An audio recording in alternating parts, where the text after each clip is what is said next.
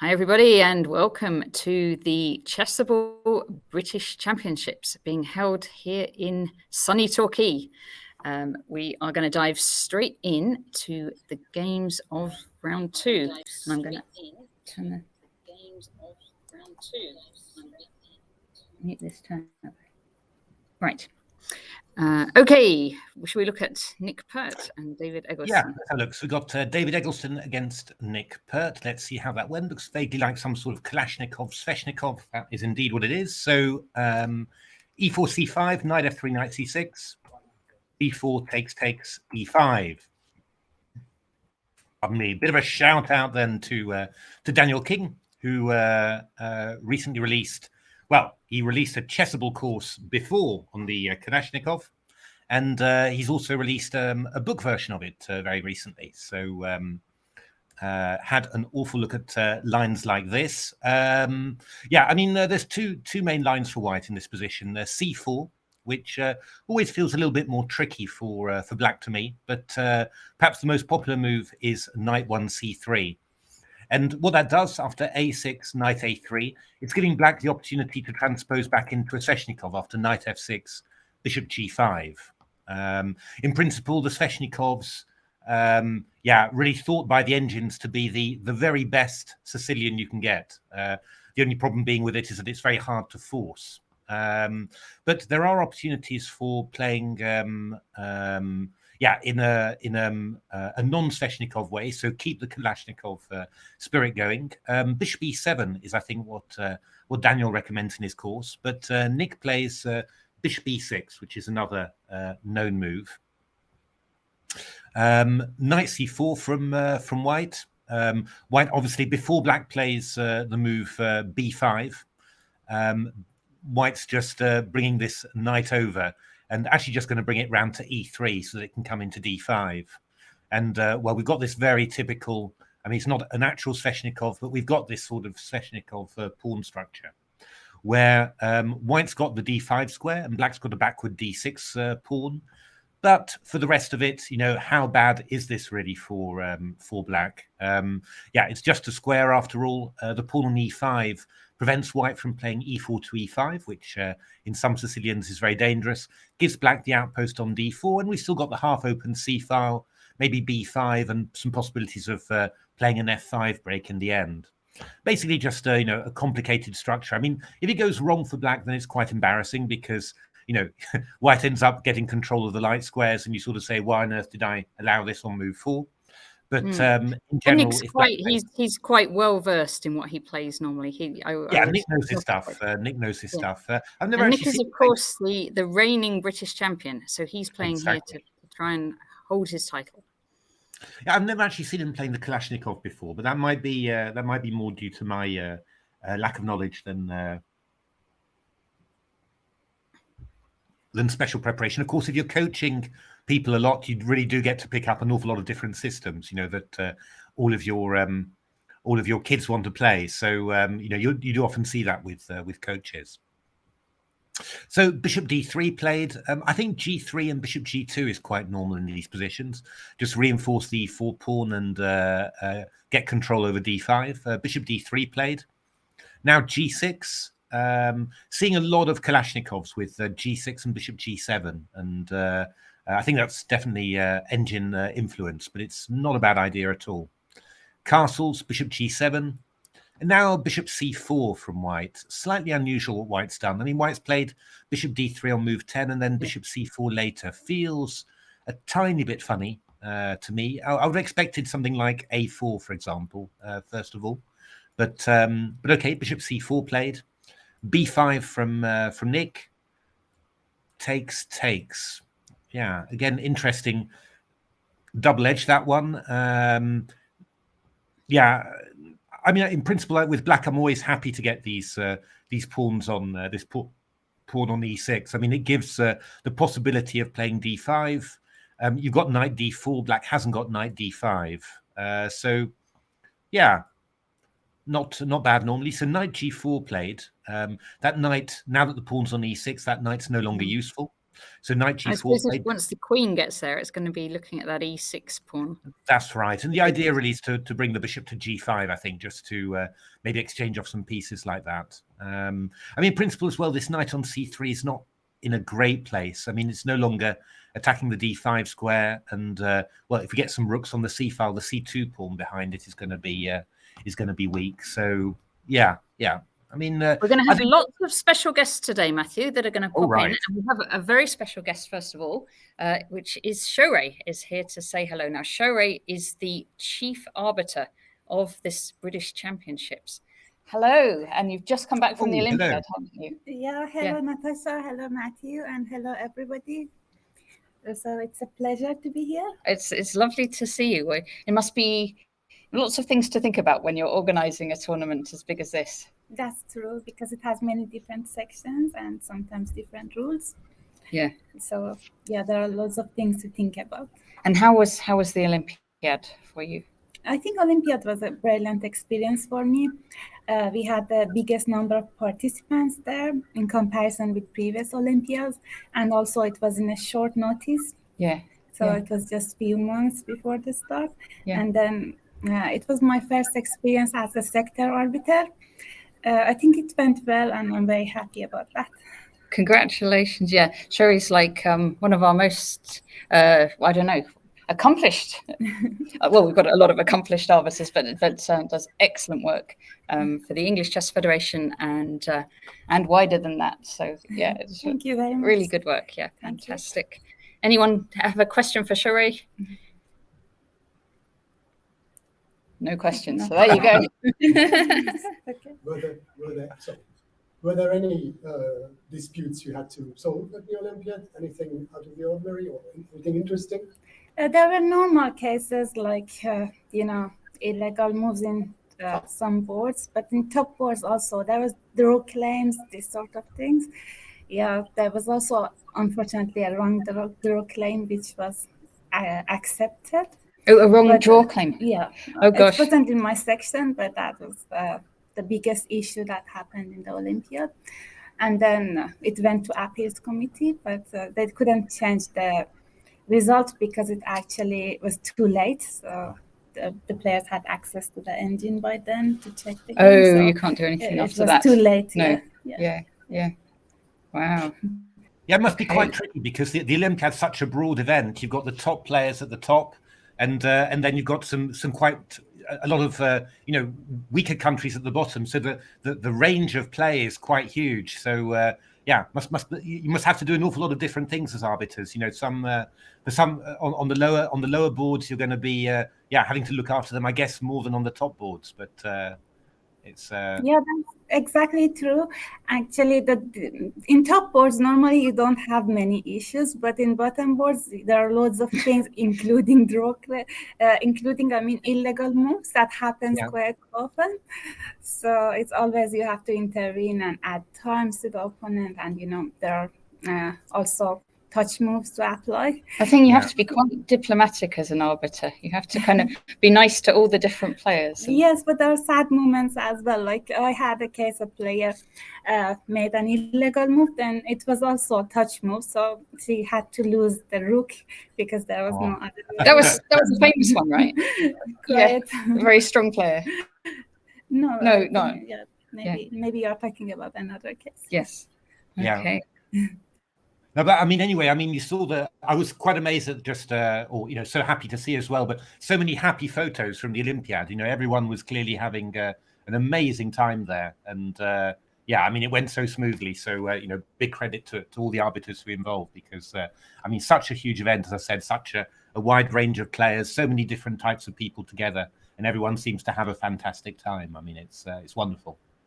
Thank you very much. It was, also I think it was a big job by the organizers who made this possible. Also, the arbiter team was quite huge. So I should also thank everybody. But was it really true? I saw photos, but was it really like that bridge that was sort of covered with a chessboard, basically, that there was sort of that was really like that? Because it looked amazing, simply a whole bridge just covered in the colors of a chessboard. Yeah, it was painted all the bridge, and then I went there, and it was very beautiful. And also there were loads of streets that you could see chess positions around the Wow, streets. okay. Yeah, that was very beautiful. I think they made loads of work to prepare that before the Olympia. Yeah, I mean, really nice that they came away with some medals as well, and also, obviously individual medals, but also the team medals as well, because and it was great to watch. So really great to follow from here. So well done, Sheree. Well done for being a part of that and doing that. Thank you and the team for organising this tournament, the Chessable British Championships, and good luck for the rest of the event. Thank you very much. Thank you. Thank you. Have a nice day and commentary as well. Enjoy the games. Thank you. Thank you. Actually, we've got one more set of guests. Matthew, we'll do one more set of guests. Should we do? Let's finish talking about this position and then do our next guests in just a second. Okay, well, no, I was just saying that I quite like black in principle. It's for the moment, White's got some decent long range plans, but maybe been a little bit slow about implementing them. So I would have thought that black's doing pretty well at the moment. Expecting castle kingside, knight d4, rook to c8, b4, something like that, and just decent. I think Nick will probably be quite happy with the opening he's got from there. Yeah. Okay. We would like to welcome now the new British over 50s champions. We're going to have 2 of the 3 champions. Chris Duncan has had to go back to a birthday party, but we are now going to welcome Grandmaster Paul Montmani and also Philip Crocker, who are joint British over 50s champions. Paul, you come in the middle because Phil was on the stream as well yesterday, but you both come on. Right, I'm going to shove you right No up. You've got to problem. come right this way. Thanks very much. And it's Phil, great come in to as well. see Matthew as well. Hey, Paul. Yeah, long Very time no speak. How long ago was it? Oh, okay, yes. We're going to get Phil in as well. No problem. Yeah, I mean, we played back in 1989, 90, I think, but I think that was probably the last time, yeah? Yes, I have sort of good and bad memories of that because it was a tournament that I eventually managed to win, but after having a very painful loss to your commentator. And I think you were only 14 years old then, Matthew, but you were that's already... right. Yeah, that's right. The Watson Farley William tournaments all those years ago. Yeah, and you never stopped getting better. And we never stop getting older either, do we, Paul?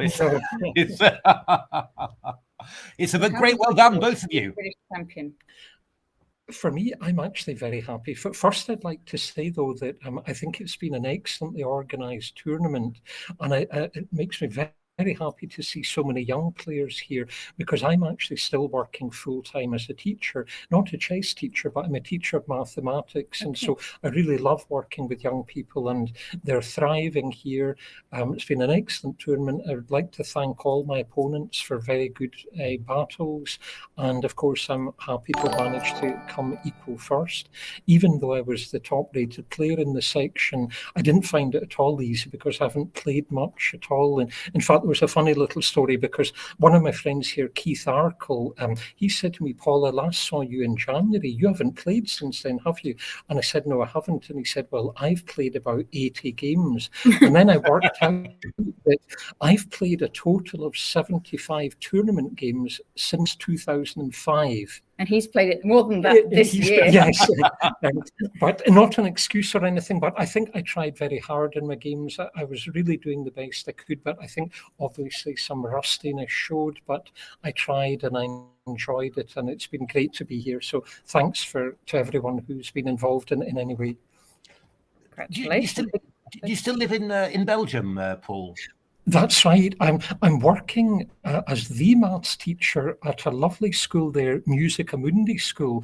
The concept of it is actually that their music students there can get their other subjects too, but they're basically all like grandmasters of music, Matthew. They're world-class musicians, every single one of them, and they frequently win international competitions that they enter, and I have the privilege to be their maths teacher, so I'm very happy, very grateful because I just turned 60 in June there, and Right. God willing, I hope to continue at that school for some time.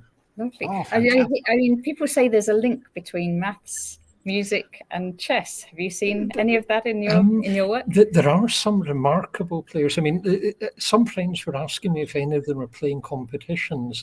They aren't, but they play for interest and enjoyment. And there's a particularly talented young man named Wout Callens, who's like a mathematical genius, like a John Nunn type of person. Wout is, and he and I love to play each other at lunchtime sometimes. Very nice. So, Oh, fantastic! It's because you were playing for a Dutch team as well, weren't you, Paul? Because we almost could have played one time. That was when I was living in Holland. That was yes, they're lovely people there. They didn't do anything wrong. I'm not playing for them anymore, but it's just because I haven't been playing league chess at all for a while, Matthew. I've had some health problems to manage, and I basically put most of my time now into family life and just still studying chess. I know you're extremely, what can I say, you're now an authority, Matthew, on what computers do in chess. And actually, I've tried to borrow a leaf out of your book because with what limited time I have for chess, I very frequently go to the site chess.com/CCC, and I watch the games there between the engines that, may I say with all due respect to all the human race, that probably better than any human players, and I actually I try to pick up ideas there, and make a little note of them and hope that I'll be able to use them at some time. It's not a complete substitute in my case for not playing much, but it helps to compensate a little bit and helps me to come to the board with some ideas. No, I can imagine. I mean, I find, to be honest, the older I get, I find that remembering concrete variations is less and less attractive. I mean, I'm not even. It's maybe even a bit less possible with your memory, but also less interesting because it's something you did when you were young, putting all those variations into your head, and now you think, well, I do have better things to do than that. But getting inspired by ideas and themes and things like that—that's what I'm really looking for in chess knowledge. And actually, those are the books that I like the most, and the games I like the most, and stuff like that, where you can just look at a whole number of games coming up in front of you, and you just pick up ideas to inspire you. That's probably the most interesting thing for chess nowadays, I think. Although I still have an awful lot to learn. I say that really honestly. I recognise I do, but I don't mind sharing what I did specifically to prepare for this tournament, and it did pay off a bit. Over the years, I've tended to suffer from time trouble, getting bogged down, thinking too much. So I've been using some things I've been reading in good books. One was a tip from Jesper Hall, who said that just imagine that you could have a few moves in a row. Like kind of Christmas has come early, you could have a few moves in a row. What would those moves be?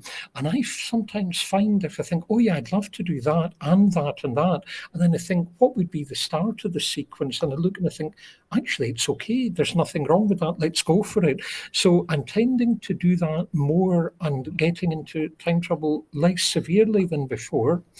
Another thing that I'm doing is I read specifically Excelling at Chess by Jacob Agard, and he gives some tips like it's simple things like what's your best place piece, worst place piece, same for the opponent, any weak squares, things like that. It sounds very, very basic and simple, but even as a grandmaster, I'm kind of relearning that and using it now at age 60.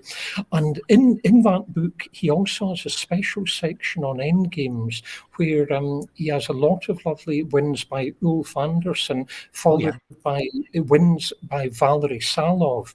And I played over them fresh just before the tournament, and I think it helped me to some extent in my last round game.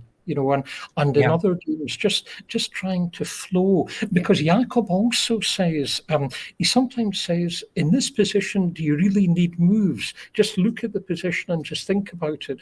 And I've actually used that. Do you need moves? Yes, really. This is actually very significant for me, Natasha, because I used to consume a lot of time actually calculating too much, over-calculating when it's not necessary. And sometimes when you do that, you maybe even confuse yourself. You maybe think a particular line isn't good, where when you get there, you'll find it is. Of course, you have to do it responsibly, because if you miss a detail, it might be critical. But sometimes you can just say, this position on just general grounds has to be very good, so let's go for it and don't worry too much, and save valuable time for later when it'll be needed. For me, this is enormous, actually. This is a little thing, but enormous for helping me to try to limit my time trouble problem of decades, really. Wow. Yeah, no, it's very interesting. I mean, when Natasha and I wrote Chess for Life, we interviewed, actually on the same day, we interviewed Terry Chapman, English amateur, and John Spielman. And probably the most diametrically opposed people and you could ever wish to meet, and both of them lovely, of course. But John, it's quite intriguing to ask John, how do you actually look at positions, because John, of course, was a fantastic calculator as well. But he always started with the idea of, okay, I know which move is best in the position. If that move works, then it means that my position is good. And if it doesn't, then I need to start messing things up and making it difficult. But I found that a very powerful way, of thinking about the position, because it's very similar to what you're saying, really, because you're starting with your own judgment, your own feeling about the position, and trusting that, and saying, okay, this is what I want to work in this position, so let's try and make that work. And then it was only if it turned out to be completely untenable that he was going to something else. And that's really when you're going from your strength and your belief in the position and your understanding, I think that adds a lot to your play practically. It might not be the very best move, but it adds a certain power and unity to your play. It's really using your skills a lot. So it's interesting to hear, Paul. That's really I think it sort of changes, doesn't it? I mean, what the stuff that you need, for all your games, I find it sort of changes a lot for me, according to age, and also according to mood, and according to, sometimes you need to focus on one thing more than another. Sometimes you need to check tactics, and sometimes they just flow naturally somehow.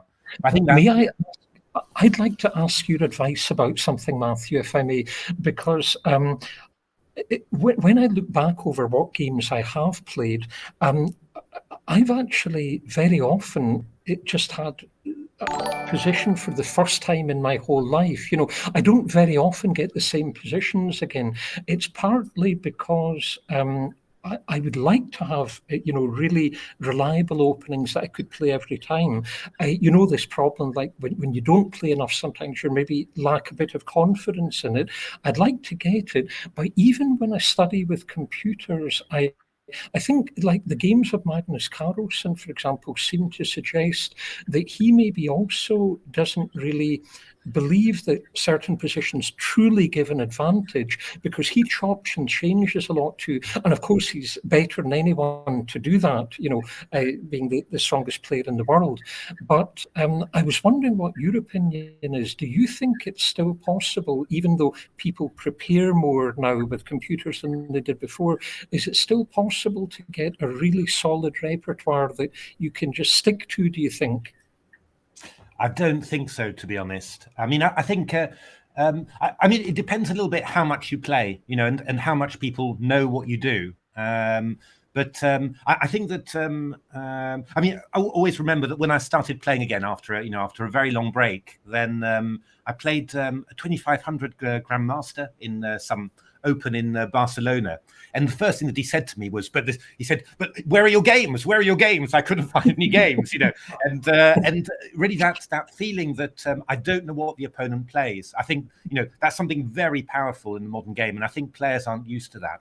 But I think it also shows the confidence that it gives people once they've had time to look through your game, see what you play. And then, and I think that's the main problem. People's confidence, the opponent's confidence, increases enormously the more they know what you play. So, I do think that having variety in your opening repertoires is actually probably essential. I mean, I don't think you can carry on with the same opening repertoire, forever and ever nowadays, because people get used to it, they analyze it, they find the stuff that you don't particularly like, and then you just end up, you just end up getting less and less from it. But I do think that the skill. The skill again is finding the variety within your opening, and again, Natasha and I we interviewed Sergei Tivyakov in Chess for Life, and that's a guy that played the Queen D6 in the Scandinavian for something like 13 or 14 years, and he managed to make that into something that was, and actually bizarrely enough, very difficult to prepare against, because he was varying his move orders very well. He worked out that he could play c6 on move 4, or he could play it on move 5. He could play the bishop to f5 on d4. I mean, I tried to prepare against him once. I'm a normal d4 player, but I thought, okay, this is such rubbish, I'm just going to prepare e4. But after about 3/4 of an hour, I thought, I give up. I don't know what he's going to do. And I think finding variety within your opening repertoire is really the key. And I mean, I did it for myself with the French, because yes, I noticed that. Yes, when you look at the French, White plays the French Tarrasch, but you've got knight f6, you've got c5 ideas, you can go bishop e7, which I liked a lot, h6 even. You've got so much variety, and you can switch around within that, and then you're always playing the same sort of structure, so the cognitive load for you is a lot lower. But in terms of people just being able to turn up 20 minutes before the game, put it on the computer, find an answer, it's not possible. They've got too much to look at and remember. So I really think having especially with I think you can do it with both colors, having a solid repertory, but finding the variety within that, I think that's the best way to get a good repertoire with a bit of variety that you can keep on going forever and ever. I think that really I think that's the best way of doing it. That's probably wonderful golden advice for all the viewers. Yes, isn't indeed. It? Thanks very much, Matthew. Thanks. And Phil, we should say congratulations to you. You were on the stream yesterday, and thank you. Yeah. And what are you going to do next? Have you got any other seniors events, or are you going to play some more chess events after this? Next up the pub, I think. Next up the pub. Okay. Yes, but you're going to try a seniors teams event. Yeah, so I'm playing in Dresden. I think it's end of October, start of November in the senior teams competition. Is that European? European Championships. Okay, well, best of luck in that event. And thank you both very much. Congratulations, thanks for having us. New British champions. Thanks, and great to see you, Matthew. Thanks very much. Yeah, lovely seeing you, Paul. Enjoy all the rest of it. Thanks, bye now. See you. Okay. Oh. Nice. Someone's left a phone. Don't go too fast. There we go. Okay. Right, Matthew. Shall we look at some other games? Indeed. Let's have a quick look. Katarzyna Toma. Shall we just do a quick flip through the game? Because yesterday we ended up concentrating on maybe just 2 or 3, and then we never saw all the stuff that was happening. So Katarzyna Toma against John Ems. It's some sort of Maroczy type position. White's got pawns on e4 and c4, but Black's swapped off a lot of pieces, which means the space advantage isn't so important. And let's have a look. I mean, I don't think Black's got no problems at all. It's a pretty good version for Black of this. Question is there anything that Black can really do, or is this going to be something that ends up sort of getting liquidated? I sort of feel the latter, really. You think it's just going to kind of swap off into... It's going to be a tough one to play for a win, this one, for Black. Yeah. I mean, simply, this is probably not working. B5 or D5, we can go B3 and sort of hold it all together. And obviously White's going to play, rook C3 and get the rook solid. I mean, there are some sort of little things that might give you hope here. This pawn on H4, for example, sort of, if all the rooks got exchanged, the king might be able to come in and do something, or there's maybe some squares there. But yeah, I don't know. I think it's going to be quite tough, this one. I'd expect a draw, really. And Katarzyna, of course, very very solid player. Likelihood of a draw. I mean, Black's done nothing wrong out of the opening. Black's done a good job out of the opening, but it's going to be a tough one to win, this one. Yep. John Richardson. Yay, John Richardson against Danny Gormally. Wowsies, what is that rook doing on b3? That is what the... is the rook doing on b3? That does... Oh, I see. The knight attacked it, so it's moved away. Yeah. So now black could just take. Yeah, I mean, I guess that that John was worried about something like this somehow. You know, just d5 and b5 with a pin on there. Right. Maybe this is just... Maybe this was this just winning a pawn then? Maybe it was. Yeah, it possibly was. So rook b3, but that rook feels a bit dodgy. But of course, you know, if you can get away with it. Not only that, right? But then it's also blocking the queen on a2. Even looks a bit strange. Do you remember a game, Natasha? Capablanca against Sir George Thomas. Yes. Oh, yes. The one where I was on video with you trying to say how good old Capablanca's moves, and it turned out it was Sir George Thomas who'd won it. Exactly. But actually, reminds me a lot of this because it was one of these positions where Capablanca, bizarrely enough, got his queen on a2, and it was sort of cut off from the rest of the board, you know, and actually this was beautifully exploited by Sir George Thomas in in one of the best tournament that he ever played, you know, and there you were, Natasha, trying to take it all away from him, but no, I mean, he beat what did he do? He beat he shared first, you know, with Floor Botvinnik, and he beat a huge number of good players just in there. So it was really amazing. But actually, I think probably rook takes c4 looks quite dangerous here. Rook b6, rook c2. Actually, this just looks for black, right? This just looks winning, I would have said. Yeah. Oh yeah, because that threatens knight c3 as well, doesn't it? Yeah, I mean, we've got the whole caboodle really. So yeah, I think rook takes c4 is looking really, really good for Danny there. Now, MG Koala says their dad is playing in the Major Open, so we're gonna if you tell us already which game that is, but we'll start with the championship and then go on to the Major Open in a little bit. Tell us the board, and then we'll go there. We'll have a look. Right, next up we've got Ezra Kirk against fast-moving Jack Rudd, and fast-moving Jack Rudd is still going this game. Is definitely fast-moving, but Jack's got over an hour left, and Ezra just 11 minutes. And actually, Jack's just picked up a pawn on a4 here. Okay. So actually, Jack's got a very good position here. Still got two a-pawns. Yes. Yeah, double a pawns, but they're actually going to be quite decent. I mean, you'll play because you can kind of swap one for the b pawn, and then you've still got a pass one. Yeah, I mean, even if you just play it to a4, you know, I mean, it's going to tie down the pawn on b2. So no, this is looking very, very good for black. Really good, actually. It's quite tough playing Jack because you know, obviously playing at the speed that he does, it's possible for him to you know, to lose track, you know, and just and make mistakes, but he also plays exceedingly well at that speed, and if he keeps on playing well, it's just horrific playing it against someone who's using no time at all and playing strongly. And so far, Ezra's not having a great time there, I think, because Jack's just a pawn up with black, clear advantage, and Ezra's already down to 10 minutes. So, but yeah. You know, still the position hasn't gone yet. It's just an a pawn. It's the best pawn to lose if you're going to lose a pawn. So and still some hopes for some kingside counterplay. But yeah, looking very good for Jack so far there. So he looks in good form. Jack played well yesterday as well. Keith Arkle against Lanyao. Keith says he might, if he wins his game, he might pop in after and discuss it. Lovely. Well, it's looking pretty promising for Keith at the moment, you've got to say.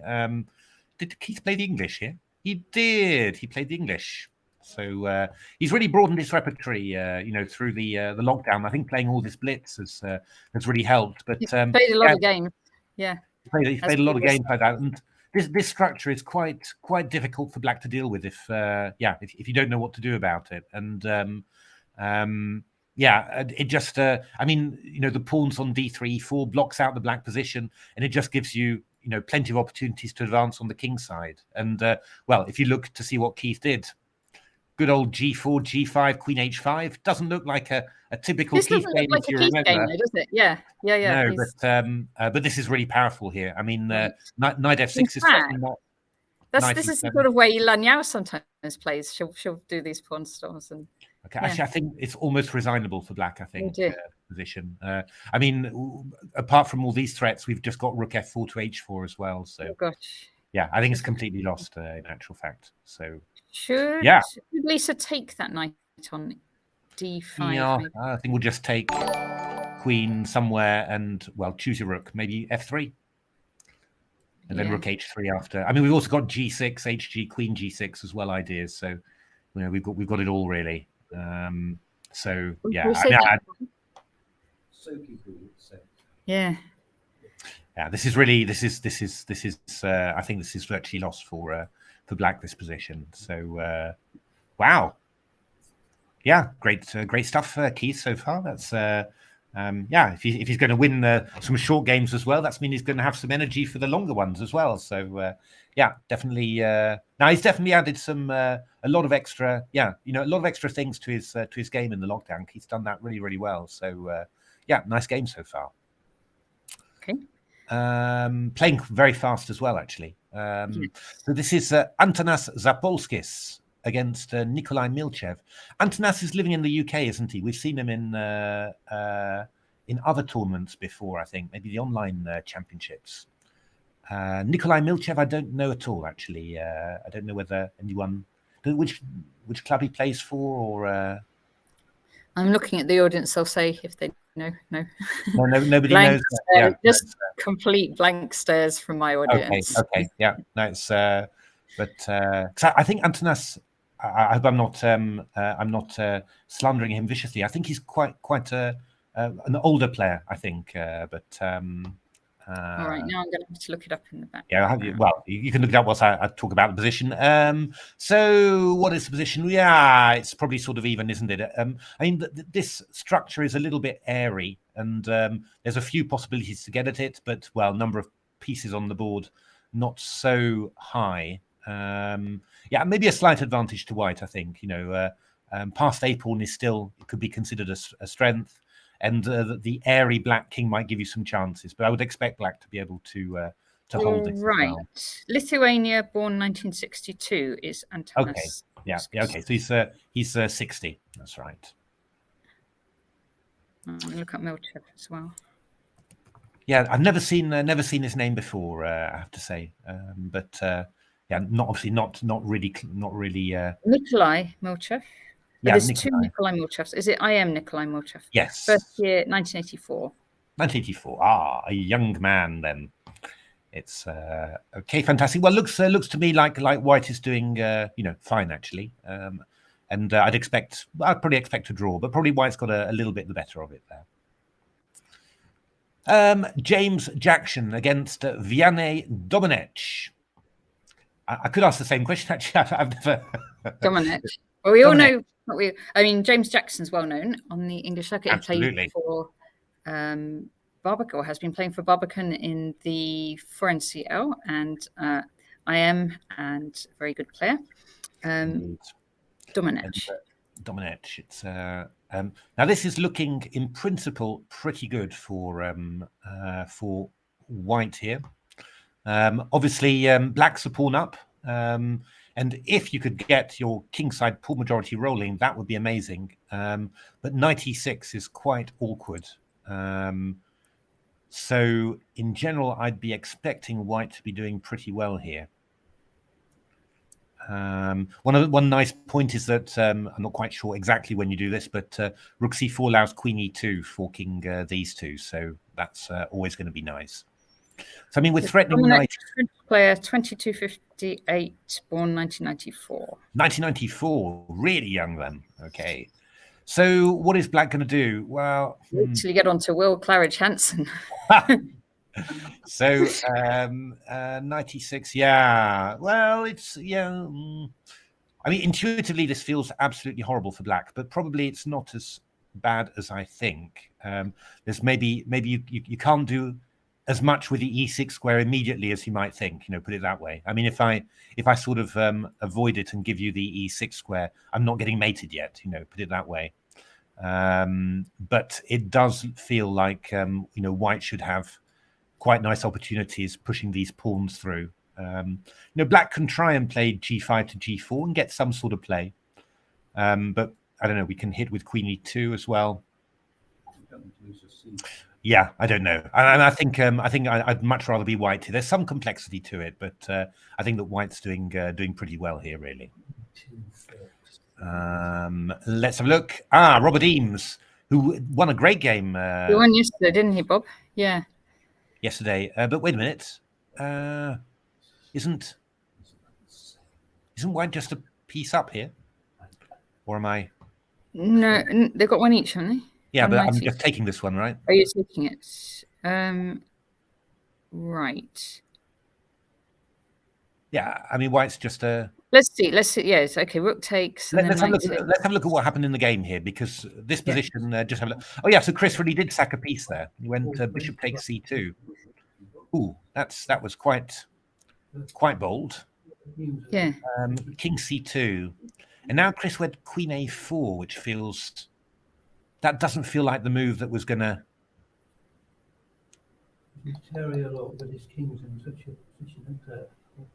Yeah, it could be the bishop c2 was just a bit over enthusiastic. I mean, if the move was going to work, it was going to be b3. And then after takes, I don't know, maybe something like queen a1, or to stop the king from getting back, really, because if you go rook c8, king there. I mean, if the pawn was gone, that would be super. But I just don't know how you're going to really manage to get the pieces going there. So because Chris has played queen a4 check and then queen a5, which is again it's too slow, really. It's not really going to work. e3, rook c3, h4, and now knight takes d3. But yeah, I mean, I think if we go rook takes d3 here, I mean, Bunny's getting very enthusiastic. Go Bob. Yeah, I think this is looking really, this is really looking very just winning for white, basically. It's and I suppose the question is really how you want to try and finish it off, really, because I mean you could just also throw a move like h5 in and just threaten hg, which is obviously going to be very, very, very dangerous as well. Or you could just swap off the rooks, So no, it looked like we might. Wow, that would be what an amazing start that would be. He'd be on Turner too, then. Bob. Yeah, he beat Jonah Willow with black in the first round, which is Jonah's a really good player, and then now grandmaster opposition, and just seems to be winning as far as I can see. So wow, we'll have to get him in for a chat. Yes. Okay. So we've got Harry Grieve against Max Turner. This is not looking promising for either side, really, to play for a win. Probably for either side. Yeah, no, probably to play for a win anyway. I mean, black's probably a little bit better, right? Because the pawn on d4 is a bit weak, but obviously, opposite coloured bishops as well. It shouldn't really be anything here. So, really, odds on for a draw in this game. Right. Well, you can get excited because Max Turner was born in 2003. Right. So I know how old that is. That's 19. You mathematical genius. So, of course, Natasha's an actuary and maths graduate. So, but we're always try to tease Natasha that she can't actually count. That's but perfect calculation there. This game is looking pretty good for black. It has to be said. So this looks like was this a Caro-Kann or something? Or it was a Caro-Kann indeed. So it was one of these exchange Caro-Kanns, and black's made quite a lot of progress there. So doubled up the rooks, just dissuaded white probably from castling there, and white's gone to the queen side now. But I mean there is still possibility for attacking there. You just get the rook over and start playing knight c4, pushing the pawns there. So actually, I mean I'm white's still solid. So that's the nice thing about this opening, that even if you don't quite get it right, the structure's still solid. But I think going to need to find some sort of counterplay. Otherwise, if you give black a few moves to start getting motoring, that B pawn going forward looks good. Could be quite dangerous for. I mean, basically, this is like a bit like a Queen's Gambit declined, where black is playing the white side.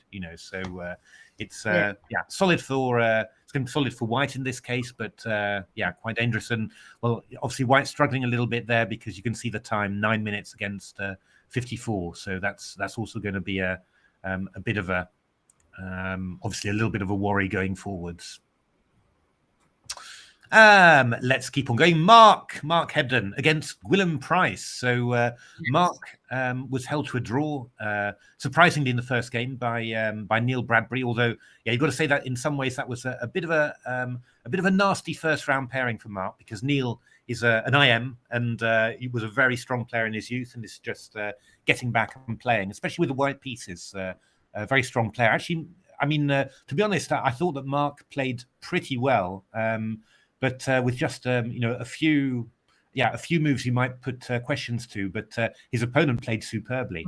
I think Mark. It's one of those games, to be honest, where I think you say, okay, first round, I didn't get the most I wanted against a weaker opponent for me. But on the other hand, I think saving the draw was probably excellent result in the end. So I think Mark's. The players know each other because both players have played for Guildford. So Gwilym's a young Guildford player, and yesterday had a very good result by beating Grandmaster Peter Wells. It was a gorgeous game, I have to say. Yeah, the tactics were incredible in that. So it's So the black player is obviously on a high as well. And I'm just actually wondering which opening did Mark play, because it's looking like a King's Indian, and that's not normally what you associate with Mark, but indeed. He didn't oh my play goodness. Knight C3, he played F3. Mark is channeling his inner Keith Arkle here by playing the G3 line against the King's Indian. Well, that is amazing, I have to say. But to be honest, Mark, of course, must know this better than anyone else. He's probably played thousands. Well, he knows it from the black side, doesn't he? He knows it inside out. Actually, Black has played the Joe Gallagher system, so which is you play A6, and then E takes D4, Knight E5. I have to tell you. I did tell Hebs, this was. I said on the stream yesterday, and we talked about this H6 move that he didn't play, and I told him my comment about him not keeping up with the engines, and he said. He said, no, I know all about that. He said, I know the engines play H6. Right. I can't play that kind of system because it's too drawish against everybody. So I can't play it. So I said I won't insult him on the stream today. But now I've just done that again. It's just hopeless. Nah, it's so this is the Joe Gallagher system. It's quite funny because I played... it's maybe 3-4 years ago. I played in the London Classic Pro Biz, where you play a line with you play a tandem game with another player. So I played with Terry Chapman that time.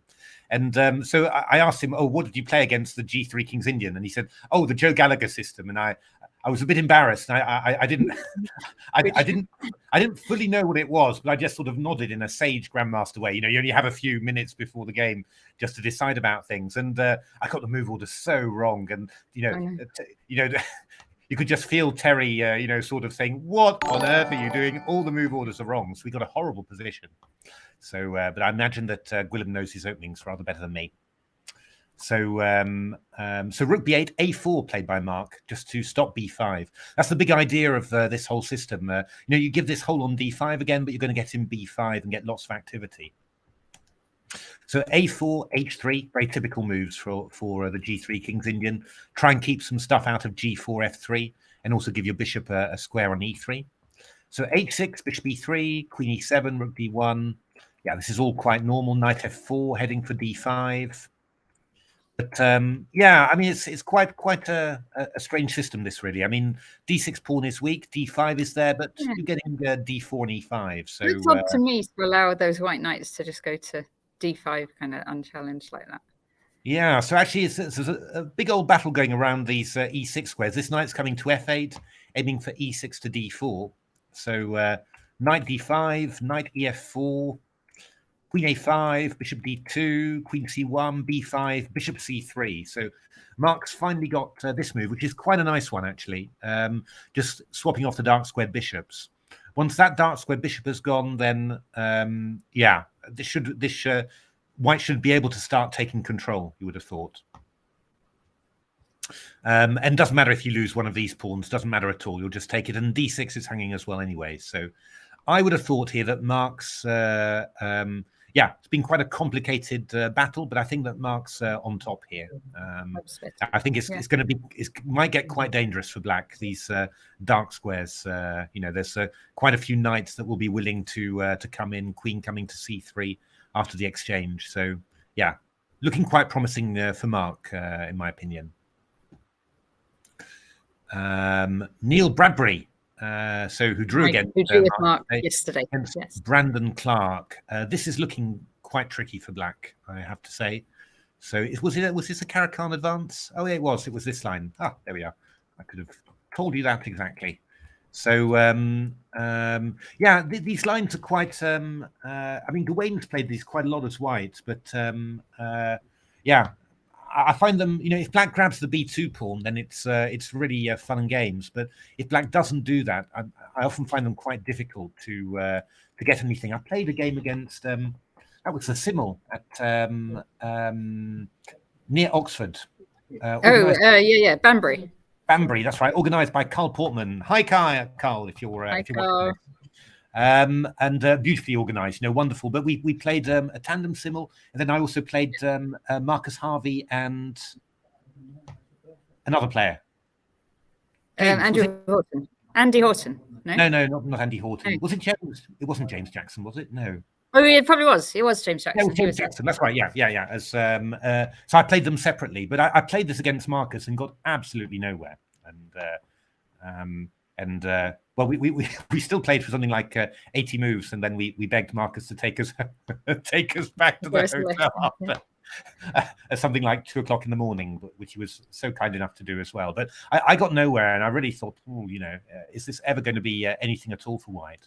But somehow, Brandon's done a good job here. Knight g3 is quite a nice move. Just doing this. And then these pawns are shattered, and then knight f3. Yeah, and just moving the queen out of the way. This is always the key thing. Are you able to move the queen out of the way healthily without, losing your c4 pawn? And somehow Brandon seems to have done this. And this is looking very promising for White. I mean, the main thing really is that you've got the c file obviously, and you've also got this cataclysmic square on g5 for the knight, which attacks f7, blocks any Black play on the g file. We saw a lot of, funnily enough, games like this, normally with the A and B pawn sacrifice, but in Alpha Zero Stockfish games, and it was just this structure was just really killing for White. So yeah, looking very, very good for White. Neil's going to have his work cut out there to hold this. Brandon's a very good attacking player. Matthew Payne against Nigel Davies. So another blast from the past. I mean, we saw Paul Motwania. Hadn't played Paul since 1990, I think. I think we played twice in 89 and 90, I think. But Nigel Davies obviously hasn't really been a professional active player for quite a while, but coming back. We'll see if we can get him down into the chat then. Yes, indeed. So he's Black here against Matthew Payne. In principle, Black should be a little bit better here, as long as there's no accidents happening. It's a little bit airy, the white position, and once the Black knight gets to d6, the queen's a little bit out of play here. Could be sort of thing that could go a little bit wrong somehow. The only thing that White is really, if White can maybe swap off the rook, get the knight into d5, bring the pieces back into play, that would be nice. But I'm not seeing it so far. So I'd expect this to be pretty good for Black, really. Yeah. But we will see indeed. Matthew Wadsworth against Adam Taylor. So another young Guildford player. Indeed. And Matthew Wadsworth, I am. I am. I was going to say, I think that he's when I talked to him anyway, maybe a number of months ago, he said that he was maybe going to take a year off to just to play chess just full time. So I don't know whether he's done that or whether, obviously he's a pretty bright guy academically as well. So plenty of options there. Let's have a look. What is happening here? It's a bit of a weird old position, this one, isn't it? Looks like was it a Coulet or something? Oh no, it was a B3, and a sort of a reverse Nimzo Indian, basically. I played this exact thing as white, in actual fact. When I was 13, 14. It was. This was the Lloyds Bank Masters. Sorry. Lloyds Bank Masters. Yeah, Lloyds Bank Masters. That's right. So, I won. I played the game actually I think I actually had this very position, in actual fact. And Black Castle played Bishop E7 castles, and I just moved my pieces and attacked and won. That was very nice. That was where I got my my final IM norm. But Black here played it quite interestingly, actually. I have to say, H5 and G5. Wow, look at that. Sort of gaining some space on the king side, not letting white develop an attack there, and then castling queen side. That's not normal play, but very, very interesting. So rook f2, g4, and then d4 from white. That's, yeah, I guess actually, I mean, I'm sort of not feeling very happy about d4, but actually, you know, the fact that Black's played g4 means that bishop g7 takes e5 is kind of an idea. So playing d4 is not so bad. It's b8. Wow, it's a strange old position. I actually think that Black's done a decent job, actually, but playing in a very unusual way. So, but spent quite a lot of time doing it. I'm not surprised. It's very, very unusual play from Black. So I think Black's position is pretty good, actually. But yeah, still a lot of play to come. And it's also the type of position, of course, you know, you've wrecked things a little bit, loosened things up, but there are some long-term weaknesses here. So, you know, it could be a sort of position that could turn bad as well if you just don't quite get it right. I mean, I'm wondering whether Adam is actually thinking of playing a move like f5 here. And then after e takes f6 en passant, then bishop g6, just to get the bishop active. That might well be an interesting idea to play. Very interesting play from Black. But yeah, Matthew's a really, really good player, so it's going to be yeah, this one's going to be a tough fight all the way. Quite balanced at the moment, but I do like what Black has done.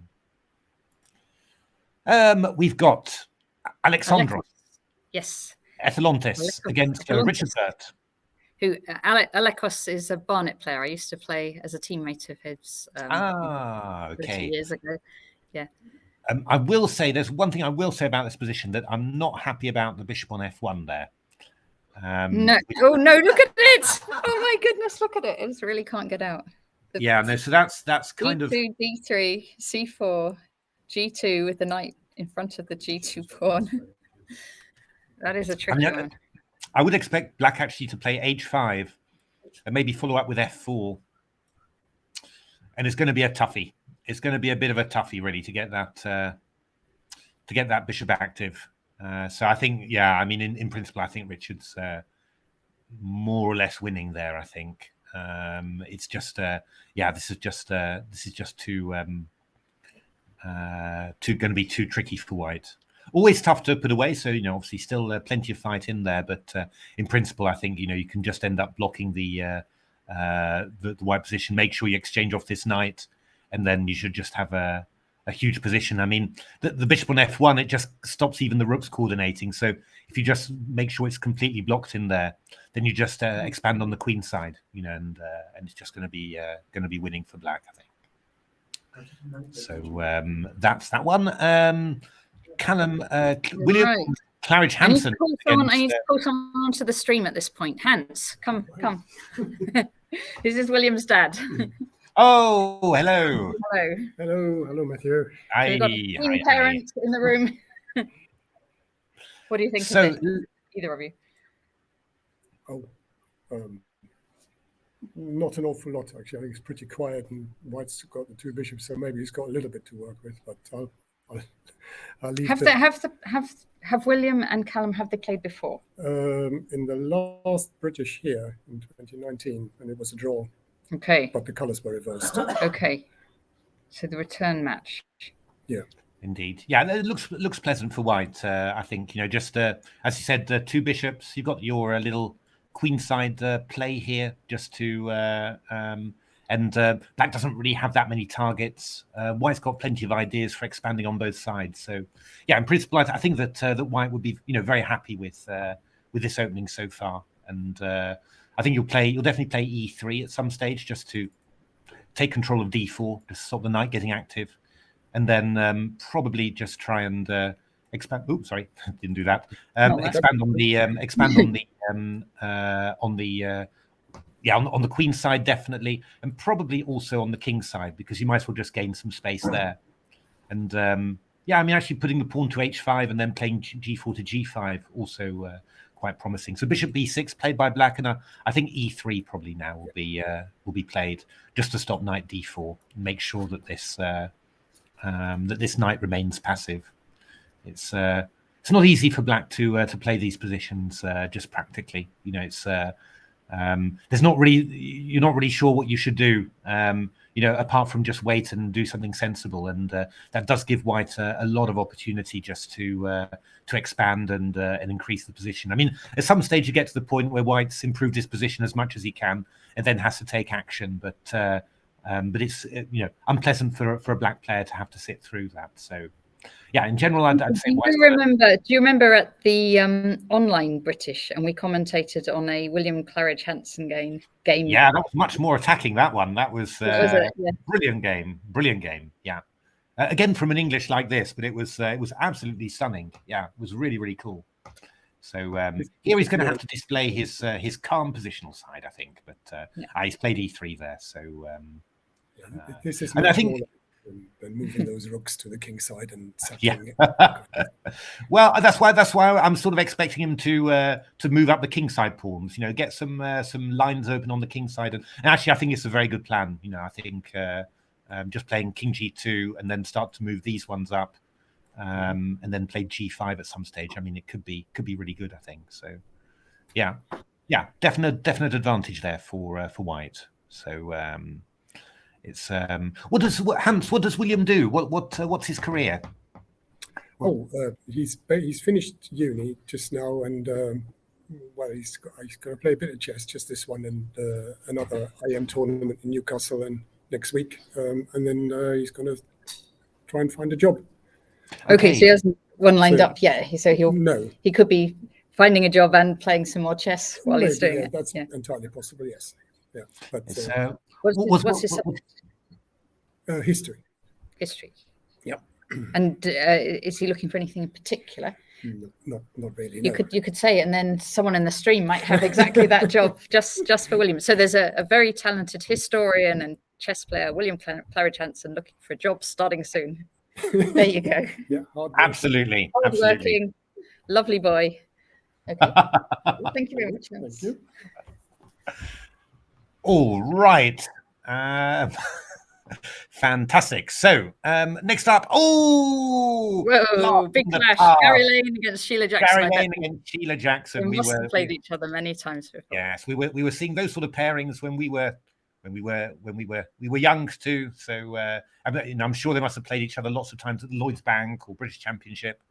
So Gary is, it's a little bit better for white, isn't it? This is isolated queen's pawn, and this knight is not totally stable.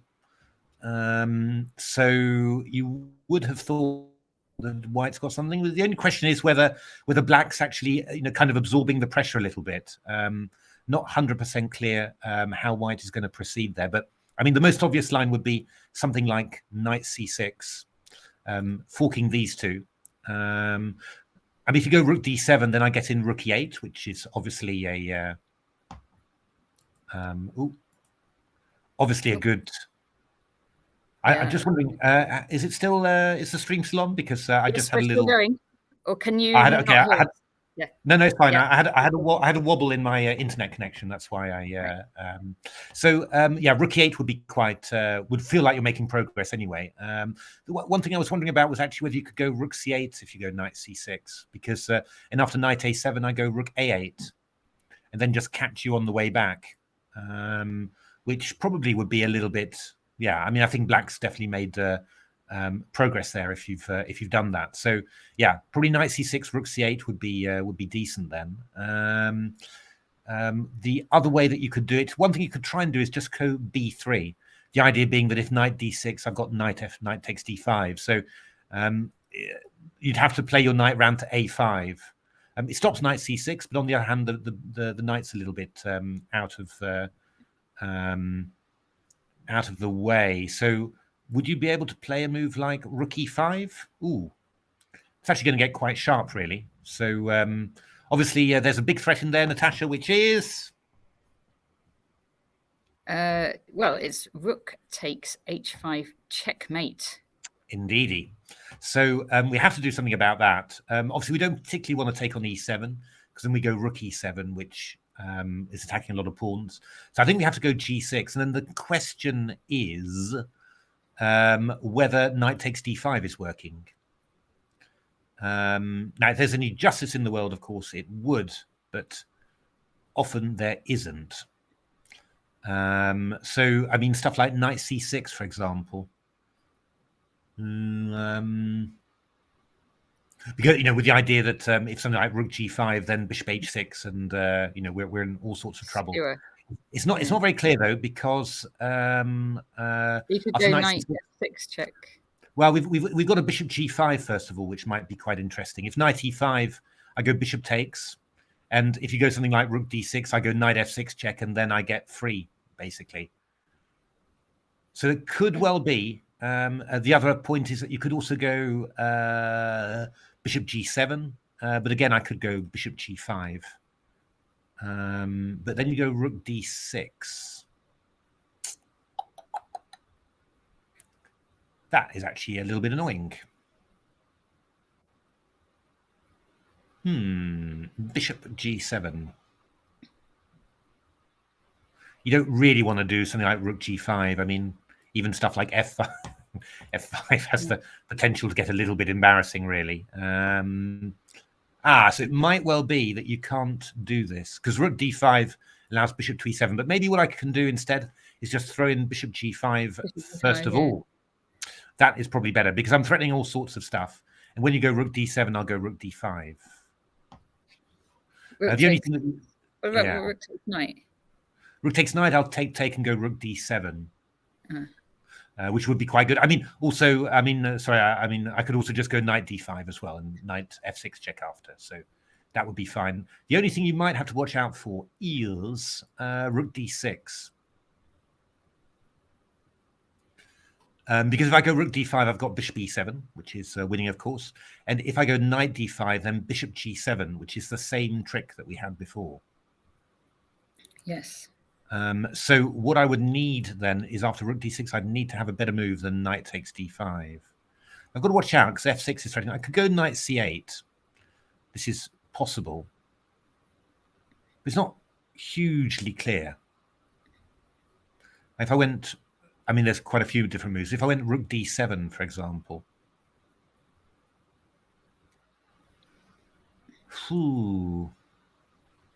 Not clear. Not clear. Actually, quite difficult to calculate this, really. But I'm not sure that this is actually going to be feasible for white to pick up a pawn that way. I don't know whether here. Obviously, we've made some aggressive moves. What was Paul Motwani saying when it was hard to calculate? What do you have to do? You have to play it without moves. Well, no, you have to think, what are the next 3 or 4 moves I'd like to play, and then see whether those are possible or not. Yeah. Yeah, I mean, I could maybe think of going knight c6 to d4. This is kind of a tactical position, really, where you really have the feeling that either I've got a massive advantage in this position, or I've just got a slight one, and this is kind of the it's not 100% clear which of those it is, really. But I'm suspecting, if you can't get away with this, then it's probably just going to end up being the white's got a slight advantage due to a weak pawn. I mean, Sheila is absolutely excellent at holding draws. Like from a difficult position. She is very solid. Yeah, she is very solid indeed. Maybe you could play a move like bishop here, bishop f4 maybe. Might be possible. Don't know whether this is actually We're still holding here. We're holding everything together. Don't know. Not 100% sure. It's definitely tricky for. There's definitely quite a few possibilities there, but just not clear whether there's enough in the position white to really make a big advantage. Otherwise, you might just need to retreat that knight from e7 and blockade on d4 and play the ending for a long time. That's possible too. But interesting, really interesting, that one. Quite confusing. If I was playing it at the board, I'd be getting quite red with calculation effort. Charlie Story against John Merriman. So Charlie drew with Nigel Davies yesterday. In principle, this is looking quite well. Yeah, pretty decent. Well, not 100% sure. I mean, in principle, yeah. I mean, it's looking quite decent for white here somehow because if you take this knight, then if you took with the queen, I could even take on c5, and if you take with the rook, I got moves like knight g4, queen e5. So yeah, it's just this possibility of d4 somewhere that's making me think a little bit. Oh, am I somehow going to be able to get something? And of course, there's this possibility as well. Just sacrifice. Don't give yourself weak dark squares and go for this one. Of course, e6 is hanging in this position. So I think probably you can say that, probably white is quite a bit better here. Then it's probably looking like the advantages that black has got are probably not sufficient to be pushed through. So looking quite good for white, I think. Obviously, if you could hammer this knight into f6 with g4 to g5, that would also be extremely pleasant as well. Stephen Dishman against Martin Burrows. I recognise that pawn structure for white. 4, 5, 6. Oh, which opening is this? Oh, is it one of these like queens? I don't know, but it's like a Carlsbad. You mean from the white side? No, I think it's probably a Catalan or something. Yeah, it's a Catalan. It's a Catalan, old-fashioned Catalan. Let's have a look. How good is this for white? It definitely is quite good for white. I think you're probably just going to take off and play your rook into c5 like this, basically, and tie the rooks down, and then try and gain some advantage. It's never 100% clear, whether black can go active and somehow get rid of and end up with 4 versus 3 or something. But it's a very pleasant position for white. This, so going to be a bit of an unpleasant little afternoon for black. Peter Wells against Thomas Donaldson. This is looking pretty super for white. For white, isn't it? Bishop pair. Yeah, bishop pair. This pawn h5 is sometimes pushing the rook's pawn is good. Sometimes you'd rather have it back a little bit. This one's a little bit exposed there. So I guess that Peter will probably try and stop black from playing bishop c5, stop trying to have that exchange. Maybe a move like rook c1 or queen e3 or something like that. And then somehow, try and get the rooks in the center and attack there. Should be pretty pleasant for white there. A nice advantage there.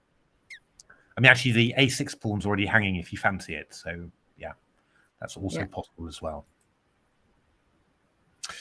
Ioannis Lensos against Jonah Willow.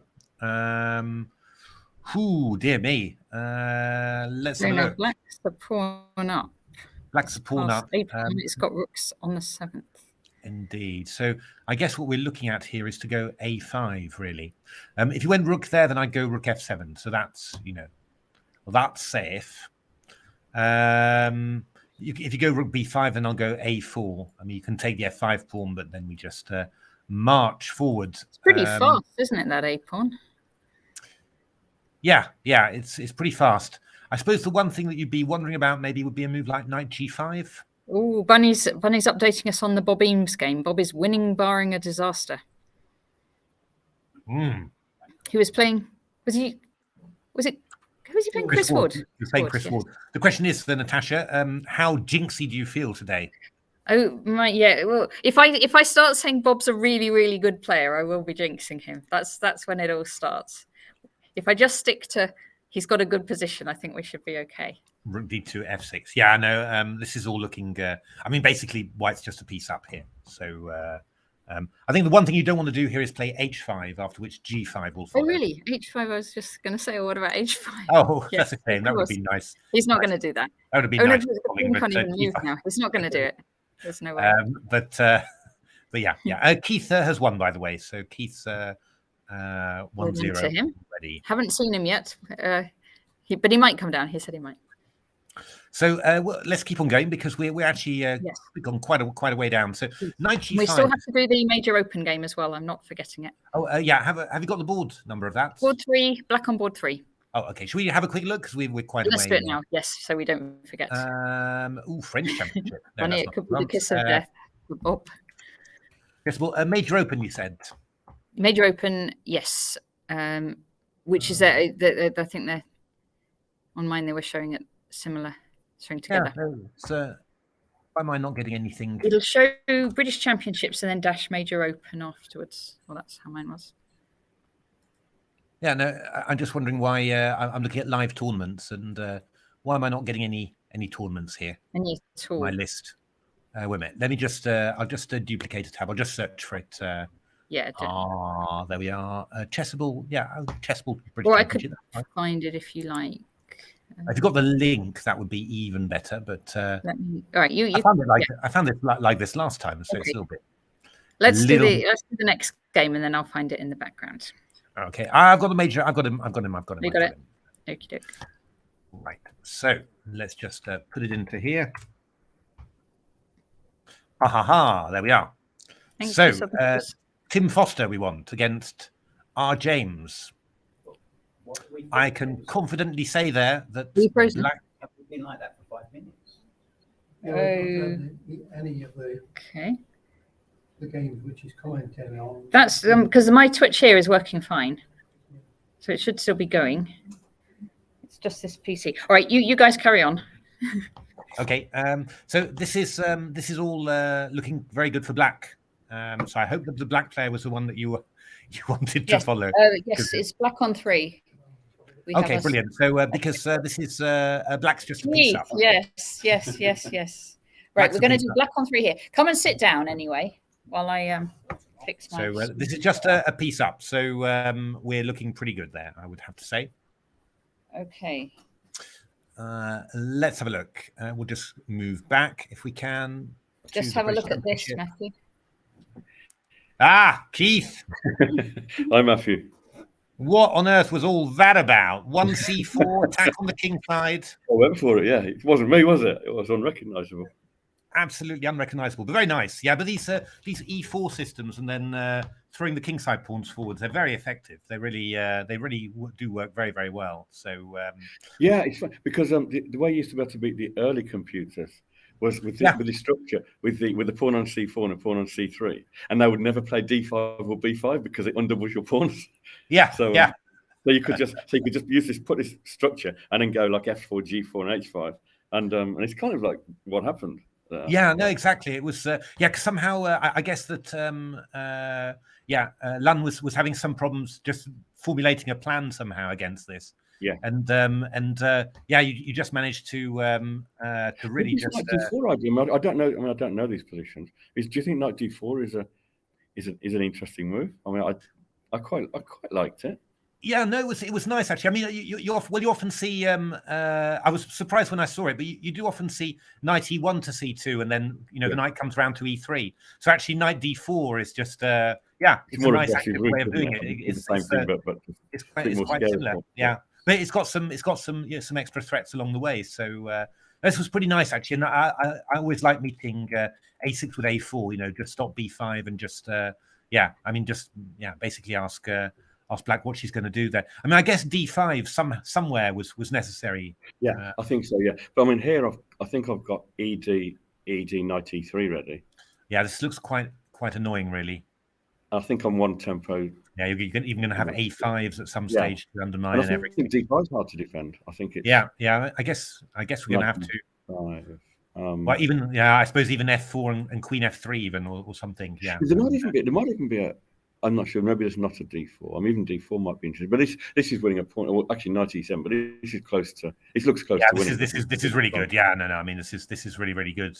It's yeah. So after Queen C7, 93, you've just got a huge grip on the position. Yeah, it's, B5 and D5 are out of the question for a while. Yeah, and no moves on the king side. They'll just weaken black. So. She's just got to wait, so it just looks really pleasant, really nice. Yeah, no, it looked really, just went so fast. That was the thing. G5. Actually, you know what's funny, Matthew? Just go back to where I played G4. I think I played G4 on move 15, and yesterday I played it on move 14. With last I played G4. And in my book, I say G5 is my favourite chess move. So I will have to watch out. We'll watch out move 16 then tomorrow, just to see whether you play G4 or G5. It's but yeah, this was really smooth. This worked really really well. G5, Queen H5, Queen H6. No, it's quite funny because like today, Mark played the G3 King's Indian. So we were sort of saying, and here you were playing, nice attacking system. Mark used to play Sicilians in his youth. So we sort of have the feeling you swapped somehow, that he was playing like you and you were playing like Mark somehow. This is something me and Simon Williams are always saying this. We're always saying that, Simon's a kind of tactician. I'm a bit of an endgame grinder. But yeah, when me and Simon play, it's very often Simon's beating me in some quite nice end games, and I've won these really tactical skirmishes. It's all myth. It's all nonsense, like you couldn't have just sat on each other's board because everyone knows who you are. I got the colours wrong actually. Yeah. Simon's black and I'm white. But but it's I think this position actually after Black's next move, I had another idea. I mean, I can't remember what I played. You played F5 simply. I just thought it just winning. But the other move was Knight D5. I mean, that's my backup move. No, not say Knight D5. Well, yeah, Knight G4 as well. Yeah, that's. Sorry, you're going to play Knight D5. Sorry, Knight D5. Another very strong move. Oh yeah, this is going to be quite strong. Yeah. I think that I've got a choice of three pretty good moves. I think I pretty much calculated F5 to the end. I think it is just. Yeah, this would this is well played in Dresden. Dresden. See you in Dresden. Sorry, well played in Italy. See you in Dresden. I'm having a time warp. This would be really strong. Yeah. It's going to be very similar to the game actually, but it's probably so that's maybe even more forcing. I think you're. Well, I guess Bishop takes D5 or maybe some other. I think our capture's got 2 mates. I think that's very very strong as well. But I couldn't see a defense against F5, so I thought, okay. Yeah, no, F5 looks really good as well. It's easy to miss something, but I couldn't see. Takes. So Bishop takes G2. I think I throw in F6. Actually, one thing I was slightly concerned about. I didn't see a defense, but I was slightly concerned about F6, Knight H5. So F6, Knight H5, then Knight takes G2, then just something Knight E5 threatens to trap my queen with Knight G4. It's kind of. I think Rook F4 to H4 is winning, but it's you got a bit scared because if you miss something, then you can't turn back. Yeah, you can't go back up. No. I guess although King F2. So I guess I go Knight F3 check. Yeah, King F2. King F2. I think it's probably going to be, unless there's something quite amazing. How about not sacking both? No, that's not going to save it, is it? I mean, Knight G5 and Knight H2. There's Knight H2 maybe. Oh my word! Is that a nuisance? Okay, so Rook. Yeah. Is it actually going to work? I'm getting Queen F3. That's the problem, and then Knight G4. You've got a defense. Yeah, that's not working. Yeah, I go Knight G4. It must be winning. I mean, I can maybe not Rook F4. I can probably do it slowly. The only thing I have to do is not get my queen trapped, and I'm gonna win. So maybe go back a couple of moves. Yeah. So Knight G2. I mean, even H3 might be a way to do it. Yeah, it's possible. Knight G2, Knight E5, H3 is possible. But I can't. Actually, Knight F3 is a bit annoying, isn't it? But Knight F3 is.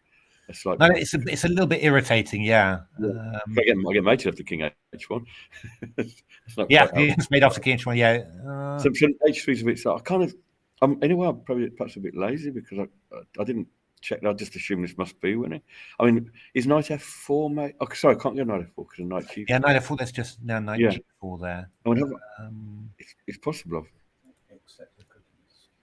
It's possible I've let Oh, I can't have done a slip away. There must be a way of finishing this. Must be something you would have thought, but it's I just. just believe it must be. So, I mean, rook f4 was the move I thought I would be able to play, but how about if after knight f3 I play king somewhere else? Yeah, let's have a look. So rook f4, knight f3 check.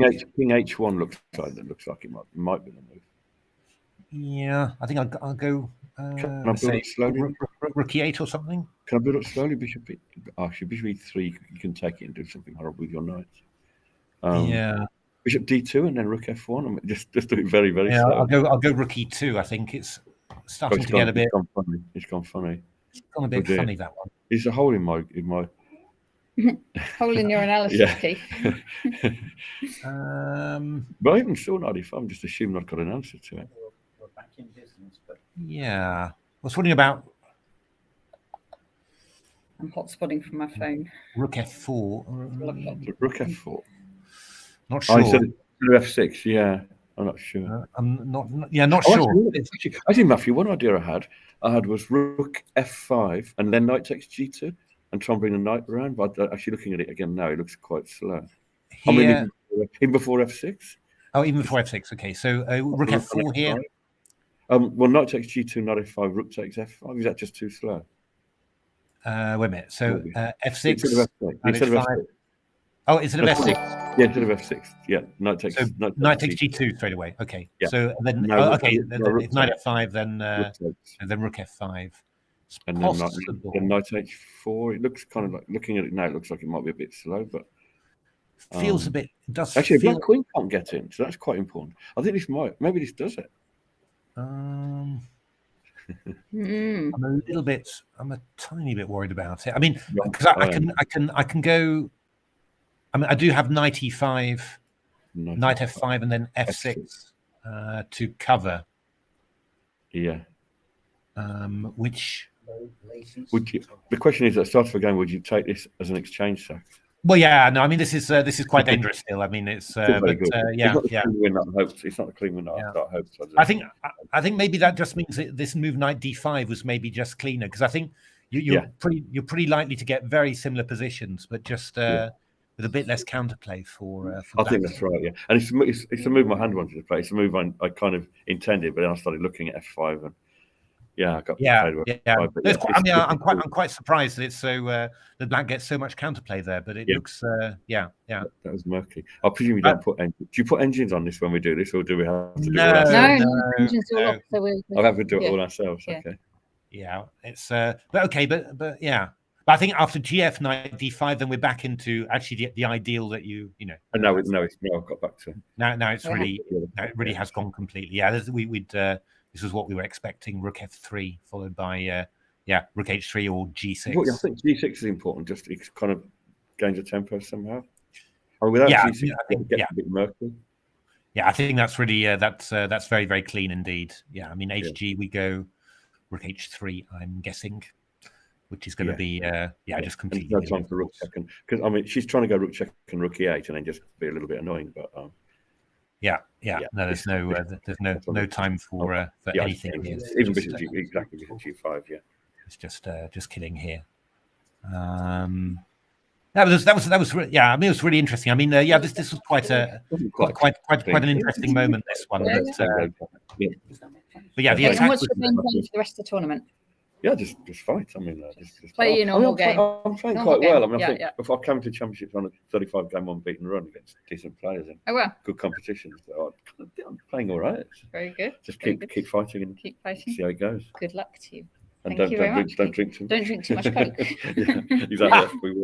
Worse than beer. Go back to the beer. Okay. Well, I mean, thanks, Matthew. Thanks. I mean, I heard that the secret of Uzbekistan's success at the Olympiad was that Ivan Sokolov, of all people, their coach, stopped them from going to the Bermuda party. So it was. So there we are. You know, I think if that's the sort of spirit that will win the British Championship, I think. So let's have a look. Where were we? We got quite a way down. Mike Waddington, sorry, against Dietmar Kolbus. Another rook and pawn ending. Another rook and pawn ending. So looking in principle, like black should have an edge here because we've got 3 pawns being held back by 2, you can say, and well, that means that black's got a slight numerical advantage on the king side, but yeah, I don't know. Hard to imagine that black could win this without some mistakes from white. Although you do have to say that if black gets in rook d2 and rook e2, then that could be slightly painful. Yes. So there are some chances in there. What do you do about that? I suppose you have to stop. Maybe just rook c2 Stop it before it even begins. Yeah. So, I mean, if the rooks get exchanged, then I get in rook c7 and start hoovering. You know, I mean, that's fine. But yeah, but you do have to be careful about that because that would be. I think if black gets in rook d2, then suddenly it's very, very unpleasant for white. So we've got to be a little bit careful about that. But should rook c3? Well, maybe you can. Rook c3 is a bit funny. I suppose rook d2, you'll play rook f2. Yeah, that's fair enough as well. As long as you address that threat, then you should probably be okay. I mean, it's black was definitely going to be pressing, but yeah, you know, it's. I would expect that white can hold this. Viktor Stoyanov, who lost against Nick Pert in the first round, very tough game. Against and he could have drawn, I think, right near the end. I don't know if you saw it. He had the opposite coloured, the bishop with the wrong rooks. Oh yeah. And he put his king a better route, and I think would have got a draw. Yeah, indeed, it was. But you know the weird thing about that, you know, like he did that against Nick Pert. In a London League match, I did exactly the same thing against Richard Pert. I had Richard had the wrong rook's pawn, and I could have just put my king back in the corner and drawn it. Exactly the same. But I didn't. I put it forward. I don't know why. I put it forward and lost the game. Obviously, they're identical twins. The Pert brothers have got some special vibes that get activated. Power to stop activated in opposite coloured bishop endings. That's it's really pretty weird. Clear. Pretty clear, that one. It's actually black's doing pretty well here, actually. It's a little bit of a tricky position for white. White's got the 2 bishops, but very little activity there. And yeah, you feel that some sort of pawn break somewhere, maybe some knight maneuvering, it could actually be quite unpleasant for white there. So yeah, black's playing f4 there, so really going for it. So well, critical part of the game coming at the moment, but I think black's doing quite well. Let's have a look. We've got Stephen Jones against Matthew Forster. And I'm imagining that bishop takes c6 is going to be white's next move.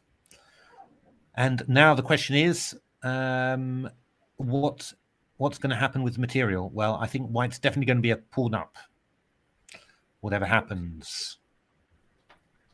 Because I can't see this working out well for black, really. No, I don't think so. So that's looking quite good for white.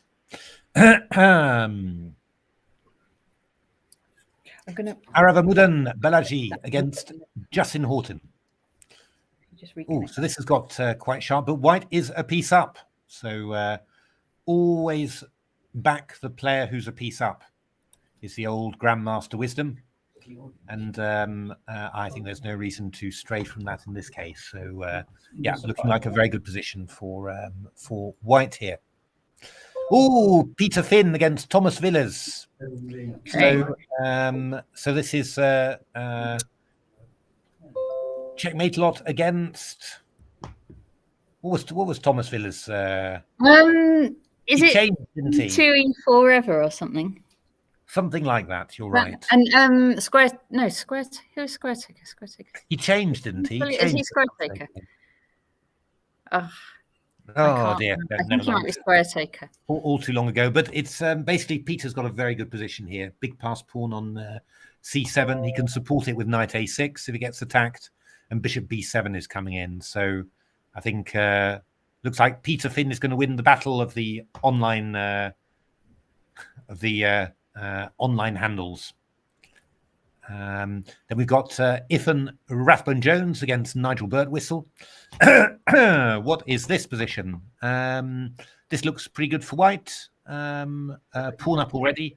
And there's a second one available, though that would be a slightly dangerous one to take. But, I mean, at the very least, we can play a move like knight c6, for example, to have a knight e7 check if the knight on d5 moves away. So looking pretty promising for white there. Then we've got Shyam Jagdish-Modi against Michael Ashworth. And it seems to me like, well, white is definitely a pawn up here. Black's got some play, but this knight on c8, rook on a8 is making me feel that that white's got a good position here. We'll be able to swap off some pieces with bishop f1, be able to challenge for the d file there. So I think it's going to be a tricky one for black here. Black's going to be struggling to demonstrate full compensation there, I think. We are. How far do we have to go? We're nearly there. We're nearly there. Let's just finish off the row. So this was a draw. Wow, with a king on f5, not bad. Not a bad place to agree a draw with. And the final one, that's Martin Walker against Oscar Polak. And that is a painful queen and pawn against rook and 4. Yeah, but we've there's a slight rook problem there. Yes, so, I think that's going to be a black win. Yeah, there we are. So white's resigned, and well done, Oscar. All right, let's go back to the top and see what's happening there. So what have we got? We've got David Eggleston against Nicholas Pert, and well, we have a tactic on the board. What is the threat, Natasha? What is the threat?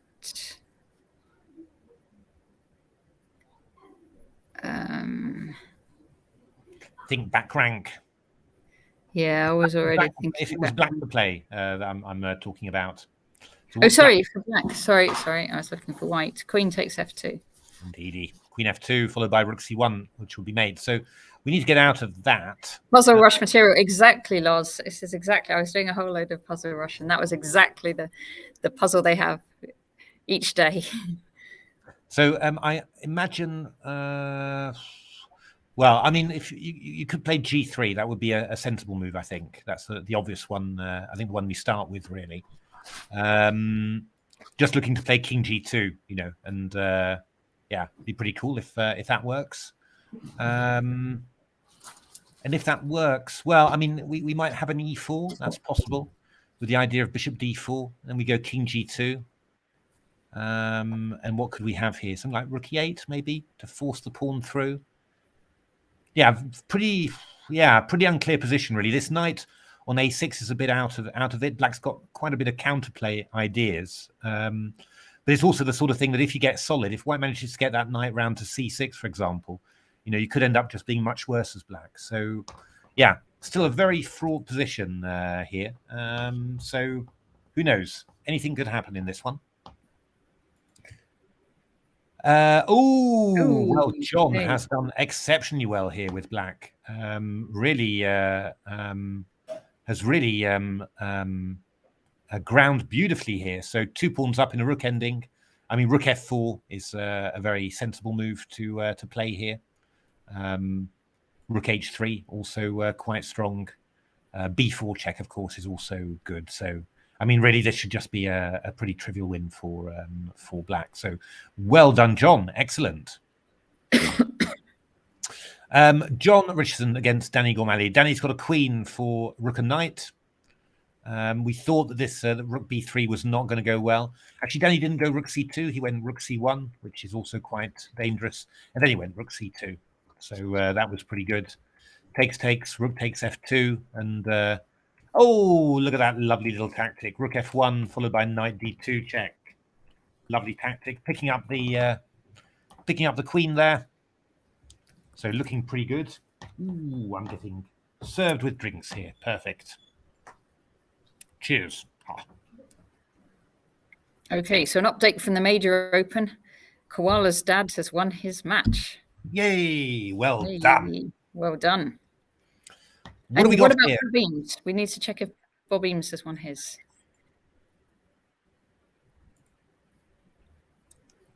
Let's have a look.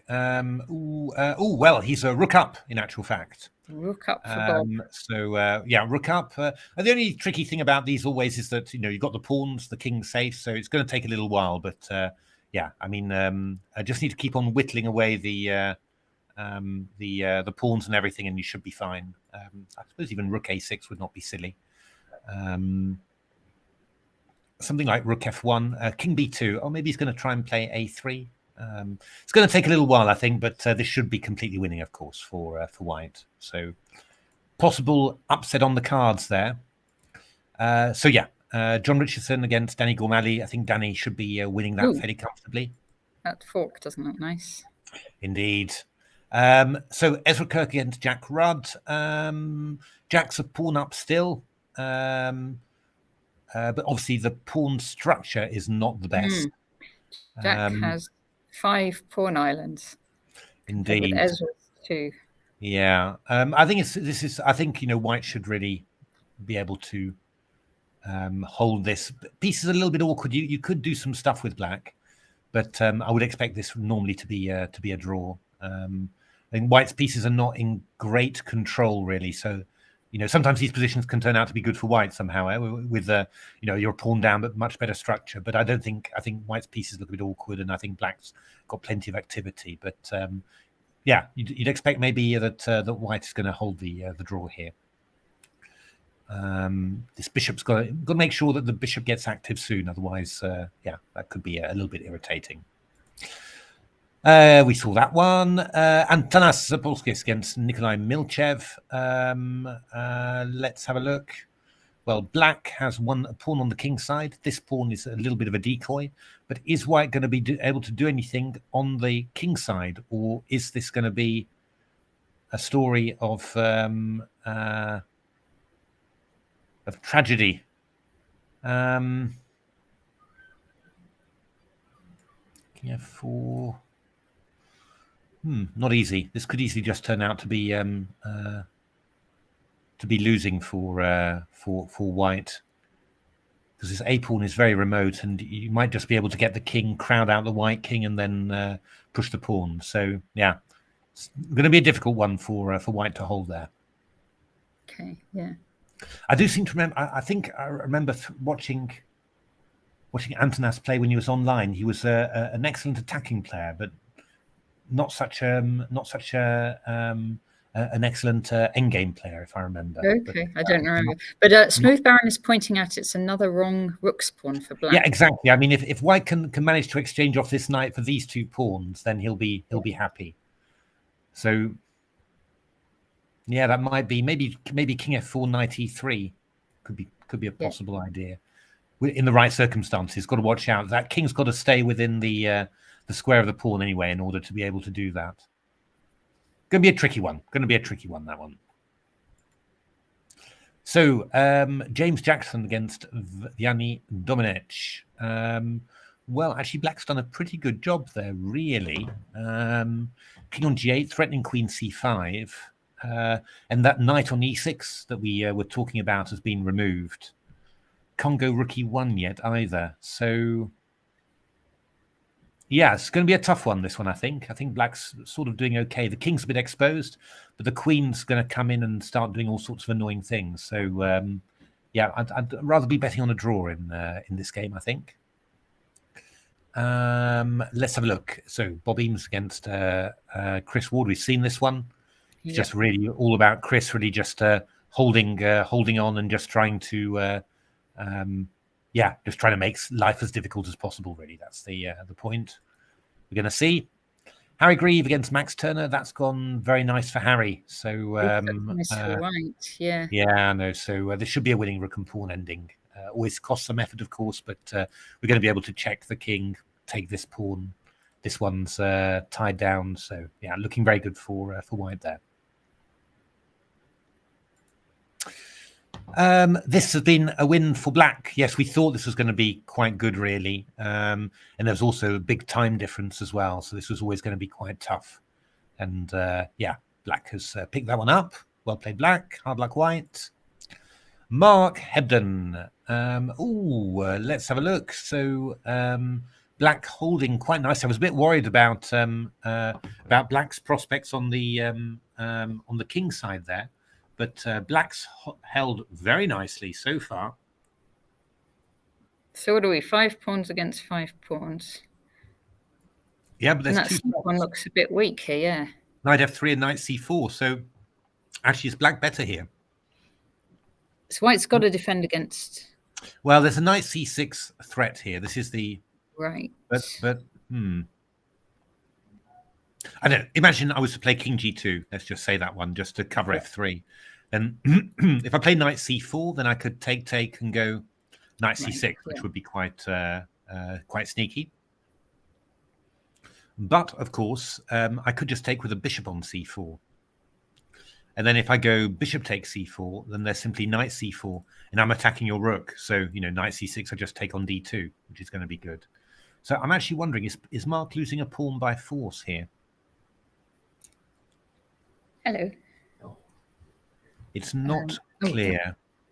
It's not clear. I mean, I could go knight c6 here. This would be the obvious attempt. With the idea of takes. That would be... and if I take here, then we'd take on d6. Ooh, or would we? Well, we'd probably take on c4 first, take on d6. That would probably be a little bit awkward. So, but after knight c6, I can play knight f3 check. King g2, knight takes d2. Yep. Actually, probably king h1 is better, I think. Maybe knight d2. And now I will take on d2. However, well, I mean, I can just go... Rook b1. Yeah, rook b1 even. Bishop c4, there's... bishop c4, there's bishop takes c4. That's completely stupid. In this case, rook b1 would be good. Okay, maybe I do need to go king g2. I was thinking there may be some problems, but takes. And maybe something like...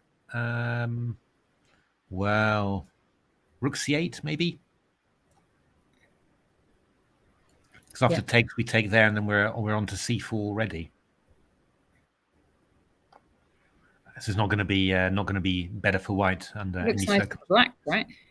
Yeah, I think if anyone's better, I think Black is. So wow, Gwilym Price beat Peter Wells yesterday, and it's looking like he's a little bit low on time, but they're quite near move 40, so that's okay. Yeah, and I'm not really sure there's many tricks that you can throw in really. I think knight c6 is definitely the move that White's got to play, because I can't really think... Well, I suppose you could play a move like rook a2. That's possible. The idea being if bishop c4, then I take, and I can go knight c6 and fork you. Haha. So maybe rook a2 is a better idea. That is possible. I mean... Yeah.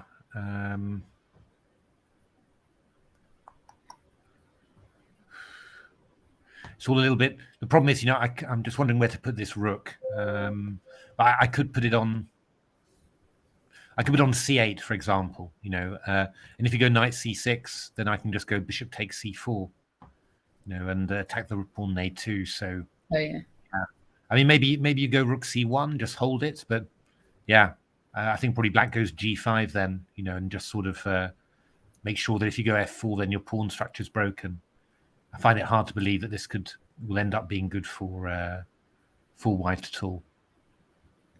Now, you can try some stuff, but it's quite complicated. But still, I think Black seems to be doing fine to me. Mike's gone rook c2, so just getting out of not going rook a2, just defending the pawn on c4.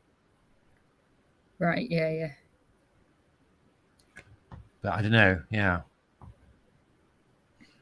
rook a8, stuff like that. Not sure. It's quite tricky for Black for White. I think this one, well, tricky to make anything of it, and I think it's not even clear. I'm not even sure who's better. Actually, it might even be Black that's a bit better there. So wow, that would be quite amazing. We're seeing a few upsets today. That's right. Okay, Brandon Clark beat Neil Bradbury, we were expecting that. That was looking pretty powerful with White had a queen on the 7th and this huge knight that was going to come into G5. So that was always going to be tricky. Matthew Payne against Nigel Davies. So Black is a pawn up. So we're relying now on Grandmaster technique to bring the point home. So we'll see how that goes. Not easy because the white pieces are decently active now. So Now the question then for Nigel is: should he exchange queens? And I'm just thinking if he does, then there's a knight C7 at the end. Yeah, I mean, you could take on here. I would have thought that you don't want to exchange off queens right now, because your king's still quite a long way from the action. I think you can actually hold all your pawns probably, although even that's not 100% clear. I mean, I can start doing stuff like knight b4, and then. If you go a5, I go knight c6, a4, knight a7, and here, I can do something like this. And it's a little bit, because your king's so far away, the chances that you end up in a position, where it's not great. I mean, I think the natural instinct would be normally to keep the queens on and try and improve your position. Try and bring a knight there, bring your king in somewhere, and then after exchange of queens. I think you only really exchange of queens if you know that it's winning. We have another player coming to chat. Do you want to join, Naz? Hello. Come and say hello. This is Naz. Hello, good afternoon, guys. And which tournament are you playing in, Naz? I'm playing in Open. In the Open? Yeah. The Major Open? Not Major Open, sorry. I was playing the Weekend Open. The Weekend Open. How's it gone? Yeah, it was okay. Nice chess. Sounds good. Some nice chess. The results were not as expected, but otherwise on the board, the chess was nice. Some interesting games. Excellent. And have you had a good trip in Turkey? Yeah, Turkey is, I think it's just my second time in Turkey. Last time British Championship happened, I was there as a parent. Now, this time I've come as a player. Yes. So it was interesting. The town is interesting, yeah. So your kids aren't playing this time? No, my kids have gone to old town. Okay. So they're holidaying. They're holidaying and leaving dad to play chess. Yeah, it was a golden opportunity to play chess. Yeah. Lovely. Not bad. Full concentration. Yes. And have you got other tournaments? Are you going to play any more tournaments, or are you done now? No, I'm playing one more, the Open for the week 2. Do I take it you finished commentating? No, we're commentating. We're on. We're streaming right now. Everybody away. Yeah. Okay. So good luck. Any particular chess moments you want to talk about? In my games, yes. In my games, okay. If you like. I think there was. I was playing with a junior. I think it must have been under 10. Okay. And we went into this complicated ending, and I think it ended in a wrong pawn, bishop pawn, and my opponent knew the ending well, so he sacked his knight on one of the other pawns, the rook pawn and the wrong color bishop, and he was excited. Well, that's very good. We've already said on this stream that I managed not to draw one of those. Yeah. So this little boy, when he saw the move, he just jumped and played the move and offered me a draw. With a lot of enthusiasm.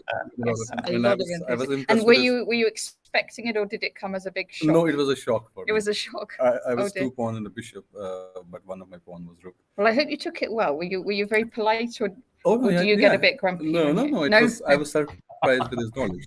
Yes. And surprised with my oversight as well. But that's all. It happens in chess. It's part of the game. Very good. Oh well, that's a nice tournament you've had. So good luck. Very good luck. Thank you very much. The rest of your games next week. Thank you very much, and happy commentating. Thanks for coming on stream. Thank you, guys. Thanks very much. Right. Okay. So let's keep on going. We were down with Nigel Davies. We go with this one was going to be exciting. But it looks like Matthew's managed to get some good control there. He's a couple of pawns up, isn't he? Or just the one? 1, 2, 3, 4, 5, 6. Yeah, just one pawn up. But Black's counterplay is not really happening, and there's this f7 pawn that's weak. So I'd expect Matthew to put this one away. I think this looks very, very good for White. Alexandros, We have a result. Yeah, indeed. Oh, the bishop got out. The bishop did get out, but oh yes, Alexis's bishop was very there was on F1. There was a massive pawn on G2, and we sort of said that the danger is that you'll just get tied up on the king side, and then that you'll invade on the other side, and that's exactly what Richard did there. So that was just I think an opening that just went wrong there for Alexandros there. Let's have a look. So we had William's dad, Hans, on the stream earlier. And we said that there'd be some grinding. Come, Manaz is done. Come. I'm now going to say it, and I'm just hopelessly not going to know if it's Rich or me. Rich, come. Rich. Yes, come say hello. Hey, Rich. Hi, Matt. You okay? Yeah, not too bad. We were actually that's good. That's good. No, do you know what we didn't like? Alekos's bishop on F1. There were these. Well, I mean, that's the problem. Is I was just playing against that bad bishop the whole time, and just kept total control. It felt like it was winning from quite an early stage, actually. Yeah. I thought after F3, then you could probably claim you were winning. I think, and how did it all happen? Actually, I didn't feel like the need to sort of.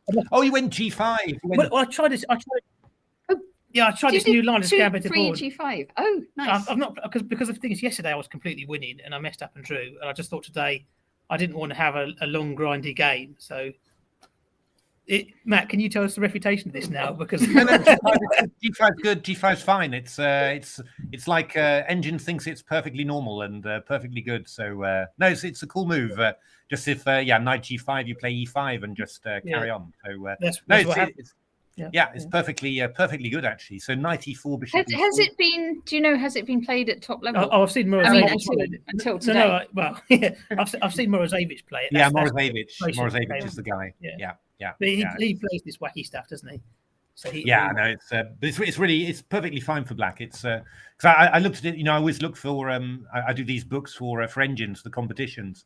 So I was vaguely wondering whether this might be one of those. You need unbalanced ones, so ones are really good for one side, but this was just this was fine for black. So it was just too good.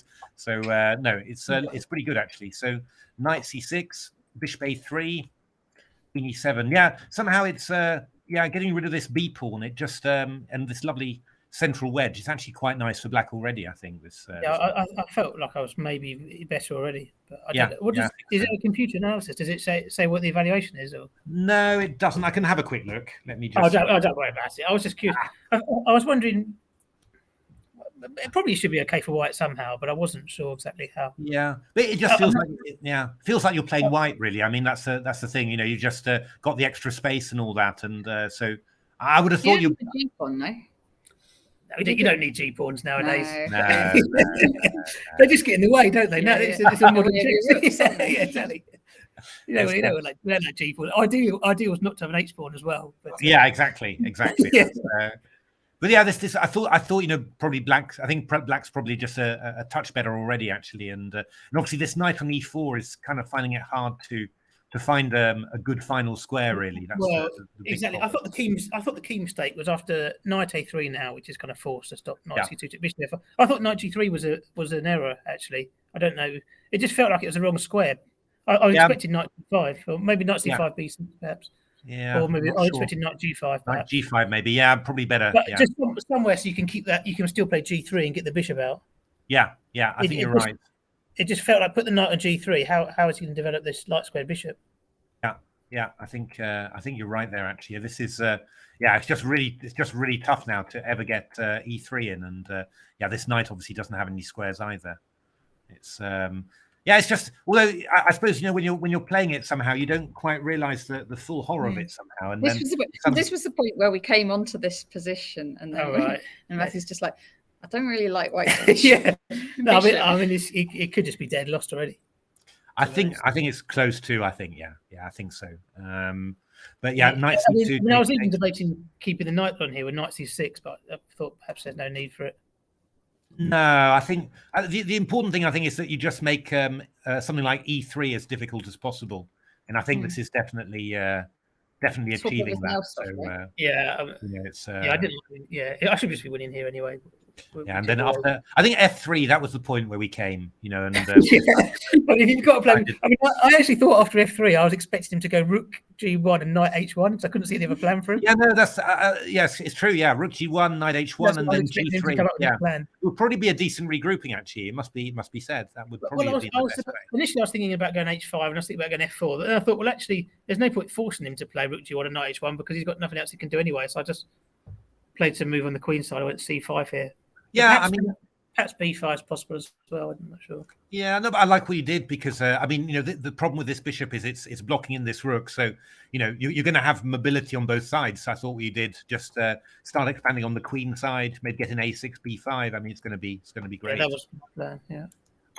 H4, F4. Yeah. So as soon as he's got H4 now, G3 is not going to be on the card. So it's the right time to play F4. Yeah, this was very powerful, and then Knight H5. Yeah, so now he's got no G3 breaks. I mean, it's even better now because I've got my king on C7, so he can't even go bishop H3 check. Oh, it's not even check. That's right. Oh my goodness. Yes, indeed. So he went to G4. It took Rook G8. Yeah, this is really. Yeah, this was nice. I always like these things where you just show that you're strong on both sides. So Rook D6, G2, and then Rook A6. Yeah, and this is completely over. It's that was quite striking. That was really quite striking. But this G5 idea was it's a lovely idea. It's really nice. It's I've not played it. I've not even played it in Blitz. Actually, I have played it in Blitz. I've played a few over the board games with Ali because we used to work together. I think I've played a few games with him in this line, messing around. But apart from playing against him, I don't think I've ever played it. Yeah, no, I think it's a perfectly respectable line. Amazingly enough, it's just absolutely good. I think after Knight G5, I think I saw some theoretical article. They were claiming that Black was better already when you take on G5. So it's something just completely crazy like this. So yeah. I had a quick look this morning. And I thought White could play E3 here, which is what I was expecting. And what do you think the move is after E3, Matt? This will test you. Oh,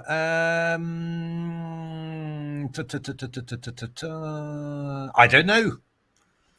It's E5 for Black. Oh, it's E5. My goodness. Yeah. And so can you take? So if Knight takes E5, Bishop G7, and there's stuff happening on the diagonal. Look at that diagonal. Yeah. Yeah.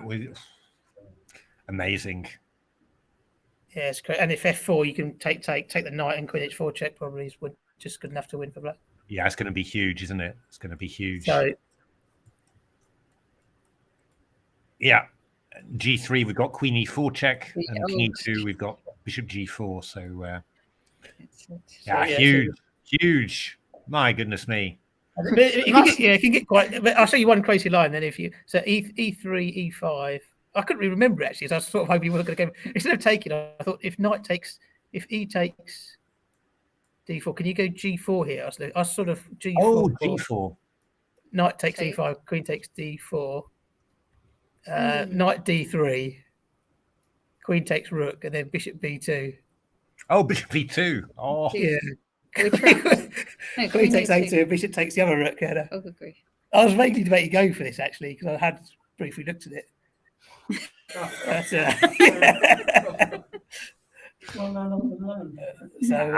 I mean, when you think getting this against the Reti, you'll take it every time, won't you? I mean, exactly. Instead of being ground or anything like that, you just get this sort of chaos. Sounds, I don't know who's better, but it looked quite interesting. I'd probably give it a go if it turned up on the board. Ah, lovely. Anyway, guys, so Nina, you approve? This is Nina. Nina's played very well in the major. Can we have Nina? We need Nina. Hello. Hi. Hello. Hey, Nina. How was your tournament so far? It's going good. Who have you played?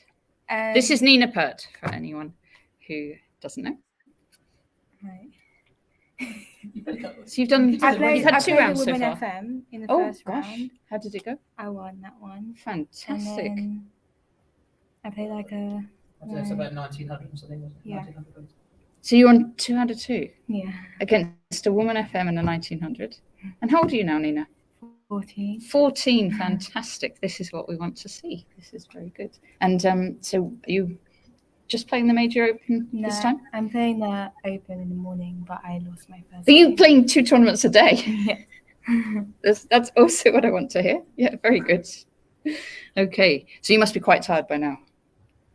No? No, still full of energy. Very, very good.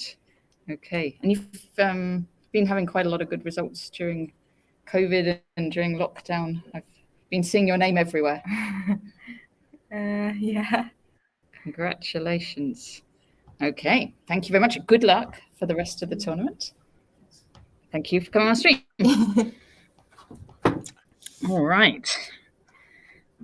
All righty. Okay. I can announce that Bob Eames has made it to 2 out of 2. 2 big victories. He has beaten Chris Ward. Yeah. Still lively. Indeed. Well, Chris did a bishop takes c2 sacrifice, which I guess just looks like it hasn't worked out for him. Yeah, no, yeah. I don't know. I'm not quite sure. He must have missed something strange, or just had a hallucination somewhere. I think because it wasn't very clear what the follow up was. Certainly, I mean the follow up somehow. Maybe he just missed b3. Maybe he just thought that this was impossible somehow, and it just shocked him because the knight defending a2 or something like that. Yeah, it's one of those things. I mean, that is how you make these mistakes. You get involved in some complicated lines, and you just forget sometimes the obvious simply. And I think because I mean he was doing quite nicely. It was a decent dragon position really. So there was nothing wrong with it. So it was would have been perfectly fine to do anything else. But I think maybe just got carried away, just trying to force the issue there. Or he got his move order wrong. That might be possible as well. I don't know whether he intended, whether it still doesn't look. The point is the queen. White's not really committed to an attack so far, so the queen can always return, to defend somehow. So, yeah, tricky that one. But yeah, well played, Bob. I mean, a win against Jonah Willow and a win against Chris Ward, gaining 34 ELO points so far. Well, it's a good start to the tournament. We'd all happily take that, I think. So excellent. Let's have a look. What other results have we got? Brandon Clark against Neil Bradbury, we saw. Should we see John? We got John Ems. He has won against Katerina Toner. Yeah. So Katerina resigned there. Yeah, rook c3 check just coming in there. So excellent. Okay. Let's have a look. Game's still going. Let's have a look at the game still going. So we got Ezra Kirk against Jack His Rudd. longest ever game. It's Jack's still got 1 minute and 11, so he's still playing at top speed. So he's still got more than an hour left. And still actually very promising position here with rook b2 and then one of his passed pawns. I think that Ezra will manage to hold this to a draw somehow because you'll go d5 and get the rook back round to a4. So I reckon you'll probably hold the draw. But yeah, that's well actually. It's one of those endings. I'm sure we'll get d5, rook b2, king e3. That's how Tony Miles always used to play. He sort of suddenly decided he was going to go for it in a rook ending, and he'd give away pawns and then just shove his king forward and try and queen some pawns. So there could still be some excitement there. That's still quite an interesting ending. I don't think White's any worse, actually, come to think of it. Really? Did I go a3? Oh, yes. Yeah, Much earlier in that game, Jack appeared, I know he's positionally slightly worse, perhaps, but it appeared to be an exchange and 2 pawns up at one stage. Right. So crowd saying Jack was an exchange and 2 pawns up. Oh, good Lord. In the game. What happened since then? Move 35, we're thinking. Yeah, okay. Yeah, I think White sort of sacked for compensation there. So and I think that what Jack did somewhere was just to give back an exchange. Yeah, he just gave back an exchange somewhere to break any possible attack there. So he played rook d2, and rook e4. That's what basically happened. So, I mean, White sacrificed. It wasn't really that Jack won the exchange. I mean, White sacrificed the exchange, obviously, and then Jack sacrificed the exchange back just to break the to break White's counterplay, which was a decent choice. I think that was quite a reasonable choice, but yeah, somehow with all these wrecked pawns, it was always going to be quite tricky, even if Jack did have a lot of them. And Slightly surprised actually. White played rook f5 in this position. I thought you would maybe just push the pawns quicker, but we have rook b2, a3, rook a5, a2 played. So I guess rook a7, and then we'll start pushing some pawns somewhere. I think white should be fine in this position. Should be completely fine. All right, we need to check in again on Will Claridge Hansen. His father has just returned into the room. Quite a lot has happened there. Yeah, so I'm not really in favour of what's happened there, to be honest, because I don't think there was any need to do that, really. I mean, had the two bishops, a big space advantage. So I was kind of expecting that we were going to, just maybe get the rook active, advance here a little bit more, create a few more weaknesses. But so William's sort of gone for the quick. I don't know whether he missed knight d6, maybe. Was that maybe the point? Because you'd think you could answer that by like pinning that knight, wouldn't you? Yeah, we got king c7 then, I guess. Okay. Simply. I don't know whether he missed something there, but it seems like, because this is kind of rough, and then really. Oh, then you just block with c5. Yeah. Well, no, I take on f5 simply. I can always take on here as well. So I think White's advantage here has really been reduced now. Actually, Black's just going to go king c6, bishop c5, and start pushing the b pawn. So I'm not sure. I don't know whether William missed something or just misevaluated somehow. But I think that this is most likely a draw. This one. I mean, some fun could still happen. You could try and play h5 and get your king somewhere in there. But in general, I would have thought that this should be a draw.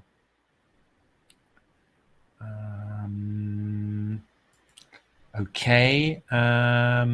Let's just have a little look. Game's still going. Gary Lane against Sheila Jackson. Yes, that's exactly the one I was going to ask for.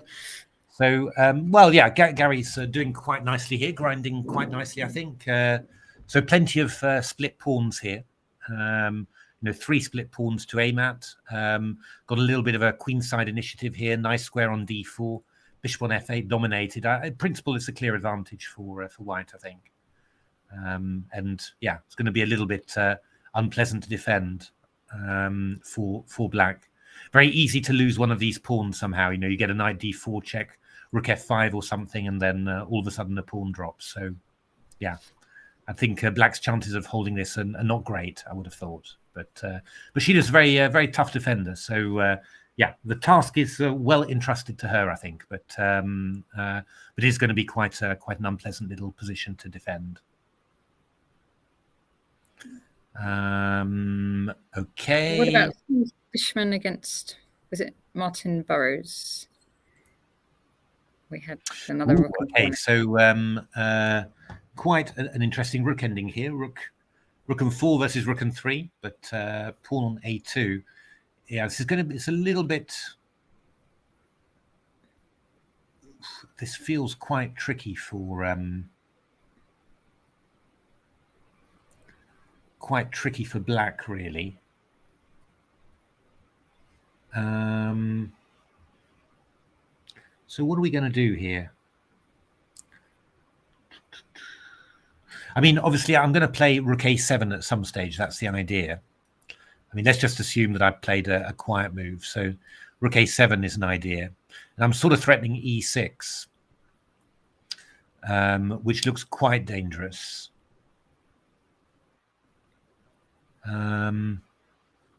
So probably you're going to end up playing. I'm going to play over to h6. Obviously, rook f7. There's a1 queen. Can't do that. But it's a little bit. This is a little bit worrying.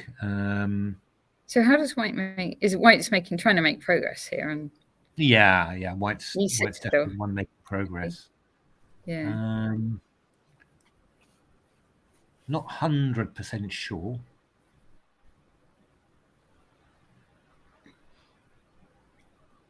I mean, there's loads of stuff that he can try. I mean, you can try and get your king just active around here, really, and I'm not 100% sure how black's supposed to be reacting to that. If you were to go something like king f3, for example, and just bring the king round, I'm not really sure. I mean, king g7, I go e6, and yeah, I would have thought this would be winning for white, to be honest. I think if we if we just make sure that the black king is a bit passive, not on a good square. If it goes to the back rank, then we can probably start invading there. And if it goes away, then we try and bring the king in here. I would have thought that this would be winning for white. Certainly very good chances anyway. Yeah. That's going to be checks. Yeah, tricky. I don't know. I like white's chances here. I think you'll definitely be able to do an awful lot with white. Have a look at Harry Grieve. Ooh, that's gone a bit. That was quite a clear rook ending really before, and this has gone a bit. This has gone a little bit risky, but presumably should still be a win.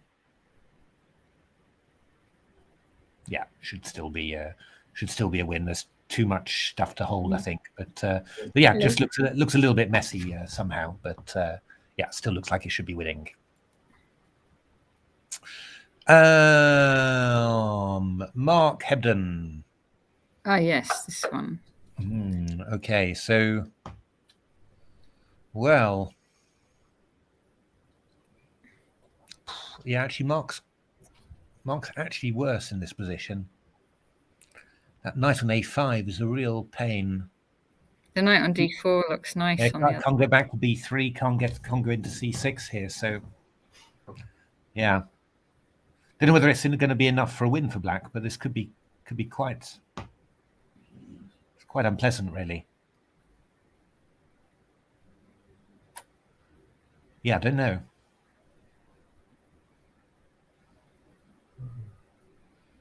Yeah, I think maybe white's just got to sort of stay still and then just hope that black goes wrong. Can happen. But I mean, there really are plans where you could consider putting the king over to b6, for example, just to add one extra bit of pressure, and then you play on the other side. I don't know. Yeah, could be tricky, this one. It's not a pleasant position to defend, certainly. But well, we'll assume that Mark can manage somehow. But it's yeah, it's a tough one. He's had a couple of tough rounds, Mark has. So not having an easy start to the British Championship. Yeah. Well, he's had such a good year. Maybe it's somebody else's turn now. You never know. But Mark, still to win. He's definitely up for it, though. I was speaking to him before, and he's definitely up for it. Absolutely. We'll see. It's I'd still expect that considering the rating difference, that Mark would be able to hold the draw there, but it's not going to be easy. Let's have a look. Which other ones do we want to see here? James. Let's see this. Queen c4 was played. b3. Yeah. So Nigel's doing this quite nicely. I think you just want to make sure really that that your queen's as active as possible before your king's probably as active as possible before swapping off queens. So we've got this sort of position, and now normally black should be thinking about bringing the king in closer, and after that then you can start considering whether to swap off queen somewhere. So looking like a win for black as far as I can see. Let's have a look. Matthew Wadsworth. We thought that this was going to be very good for Matthew. Still looking pretty good. Although somehow black seems to got a little bit organized, but there should be some chances of bringing the knight into h6 somewhere and winning the f7 pawn. So yeah, but those bishops looking just a little bit more active. Not terribly active, but at some stage we might have something like b4, just to break things open. So yeah. Still a tough technical task ahead for Matthew there. That one, yes, we've seen that one. Gary Lane, Charlie Story against. Whoa! What has happened there? Knights on f6 Three. and h7. My goodness me. Well, I have no clue. I guess white is still considerably better, but I'm only saying that. Disentangle those though. No, I actually, suppose you could. I'm just thinking, why am I saying that? Actually, probably white's maybe lost here, actually, come to think of it. I mean, I'm just going to go bishop c6 here. Standard squares for the knight, says Mary Hatman. D4, or I could have d4, c3, rook b1. Yeah, no, I think black's probably winning this one, I think. So, yeah. Fantastic knights. Never seen them like that before, but yeah, no, I don't think they're going to be effective. So it looks, yeah, I think John Merriman will win this one. Let's have a look. We've seen that one. Jonah Willow. How's Jonah Willow doing? Oh, 2 pawns up. He's managed now. So. Oh no, has Peter lost today?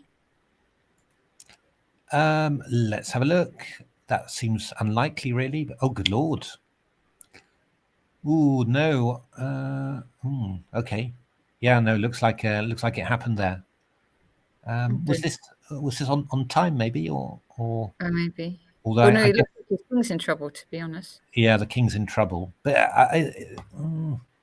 just seems like a slightly strange place to resign somehow. You know, because it's not made yet. Yeah, okay. We could go king f1 though. Or maybe he did lose on time. 34 seconds each they have, it says. I don't know. It's not 100% clear to me because, I mean, I could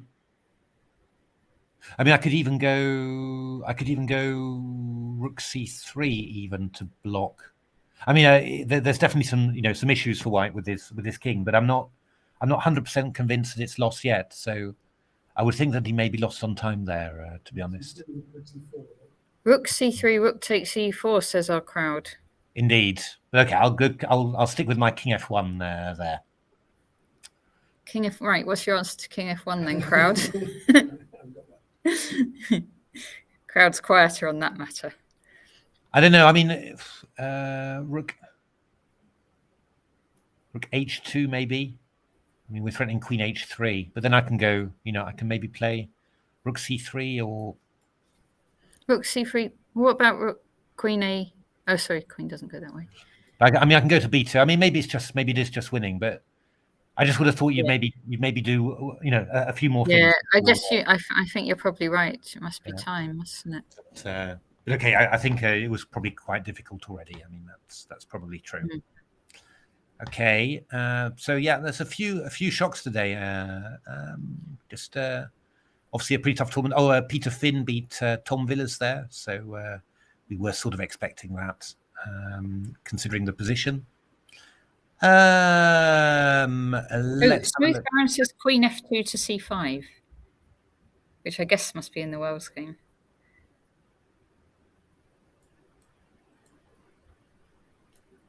Not sure which. Yeah, okay. I'm not sure which position it's probably. I'm not sure really. Yeah. Let's have a look. What else do we have going on? This one. So yeah. Oh, well, this may be going to turn out into an interesting ending. So yeah, white desperately trying to get the knight back to sacrifice itself for the pawns on pawn f5.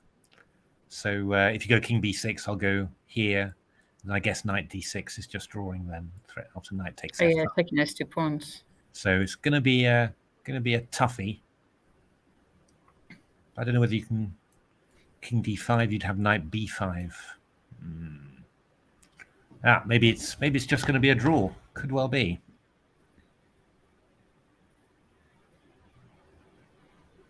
It's going to be hard to squeeze that king out somehow.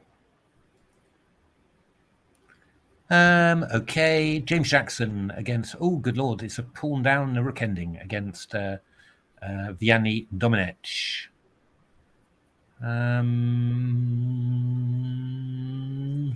It's not a great rook ending.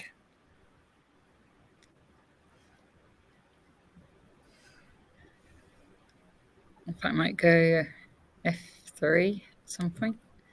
I suppose you just leave it, do you? Well, that's quite unpleasant, really. I mean, if rook there, maybe you go king c5, even.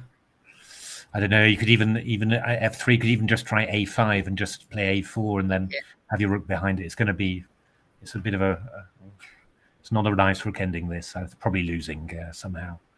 So a bit of shock. I thought James was doing really well early on, but yeah, somehow all gone wrong. It's the British. The British is always very random and very weird, and very easy to drop points all over the place. But anyway, some people are getting away with that. So yeah, marks. That's going to be a long game. That's going to be a long game for Hebs. I mean, yeah, you've got. Will we do a quick check of the Major Open as well? See if there's anything that springs to mind. Major Open. Let me just get the link.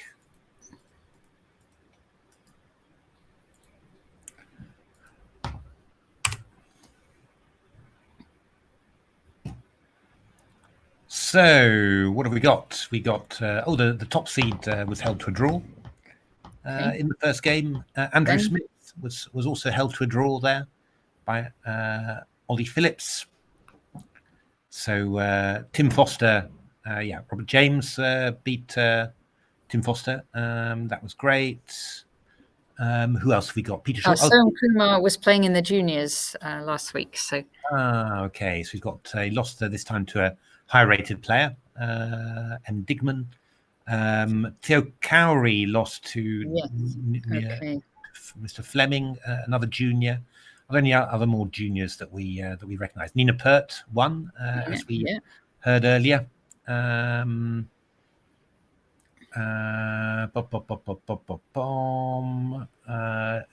Oh, that's John Merriman's son, James Merriman. James Merriman. He lost today. Let's have a look. Michelle, who's the junior? Sorry? Nishal Theta is a junior. Julia Volovich. Kushal is the under 8 European champion. Okay. 20. He's won. Excellent. So first round loss, but second round win. John Sugden, name from familiar to both of us from the past, won his second game there. I think she lost to that was the women's Rasa lost to Nina in the first round. Okay. Anna Rice still playing. Should we have a look at Anna Rice's game? Which board are you looking at? 34.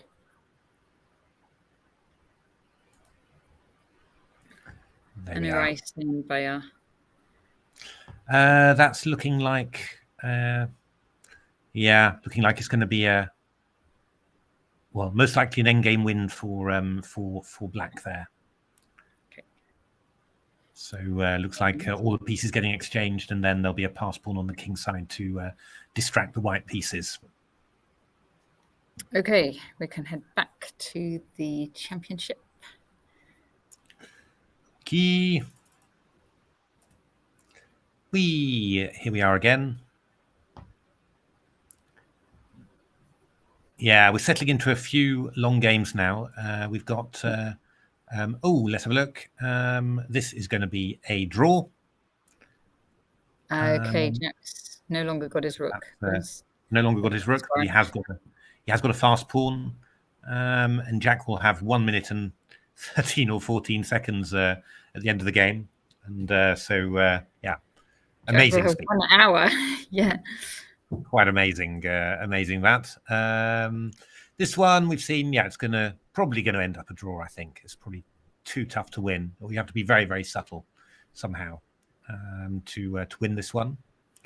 James Jackson, this is a very unpleasant rook ending. Normally expect black to be able to win this, but we'll see. We'll see whether James can hold this somehow. He's a good defender. Harry Grieve should be winning this quite okay. I guess rook takes f7 actually would probably be good enough. Yeah, I mean, there are other possibilities. Probably rook f5 works too, maybe. Possible. Yeah. Should be winning really for white, but yeah, as always, it's easy to say it when you're commentating, but yeah, actually doing it at the board always costs a lot So more rook effort. takes b7. You'd go king f3, maybe. Yeah, I can play rook f7 check and then rook f5 afterwards. So Right, I mean, I can do this. Yeah. And then go rook b5 and a5, and I imagine this is just winning. Yeah, it's just winning. I agree. But yeah, I mean, you'll have to. You've got to do it basically. That's always a little bit. Can always make a mistake. Yeah, Mark Hedden we've seen. Let's have a look. Matthew Payne against Nigel Davies. This is going to be a long one, but Black seems to be doing it pretty well so far. Let's have a look. Matthew Wadsworth. Knight g4. That was basically what we were expecting. Going ahead for h6. The key thing is whether Black can mess things up with b4, and just really yeah, make the position very messy. But in principle, it should be good for white. This. So I would expect Matthew to make this in the end and win this one. Let's have a look. We've got this game that we've looked at a fair amount. It's going to be a tough one for white to win this one. I think Black should be getting the pieces active, moving the pawn forward, and yeah, tricky. What else have we got? Running through them all. We've got Gary Lane against Sheila. This is going to be a long one as well. Sheila playing a5 here. Not 100% sure about that one. I think maybe we're going to try and we could just try and move our bishop round to d4, for example. I think that would be quite a nice reshuffling. And we'll attack the pawn on b6 and then also the pawn on f6 as well. I think. Yeah, bishop f2 played. Gary's he's a good positional player, Gary. So he moves his pieces quite nicely. So I think yeah, this is going to be. I think this is going to be. In the end, I think it's going to be too difficult for Sheila to hold. Let's have a look. Charlie Story, this crazy position. Over for these knights, yes. Yeah. Well, I think the point is the idea is that Queen D1's been played. Yeah, okay. The idea. The idea was takes from rook b1. This was the idea, followed by rook h1. So he's going to try and hold it, but I think this is going to be too much, really. Yeah, because so what if Black just takes on? Oh, if Black takes on c3 now, you've got rook d8. Yeah. I mean, maybe we go d3. That's possible. Right. And then h5. Well, yeah, but then h7 is hanging. It's hanging at the end. You can't do that. Yeah. I think this is. Yeah. I mean, this is bound to be losing. It's. Yeah. Yeah. But yeah, just some care, some careful play, and I think it'll be game over eventually. I mean, he's played d3. Yeah, that's quite sensible. I mean, Queen f5 followed by h4 is another idea. You've just got a lot of stuff you can do, really. You can even just take this pawn if you want and then come back. I mean, there's a lot of stuff you can do. Let's have a look.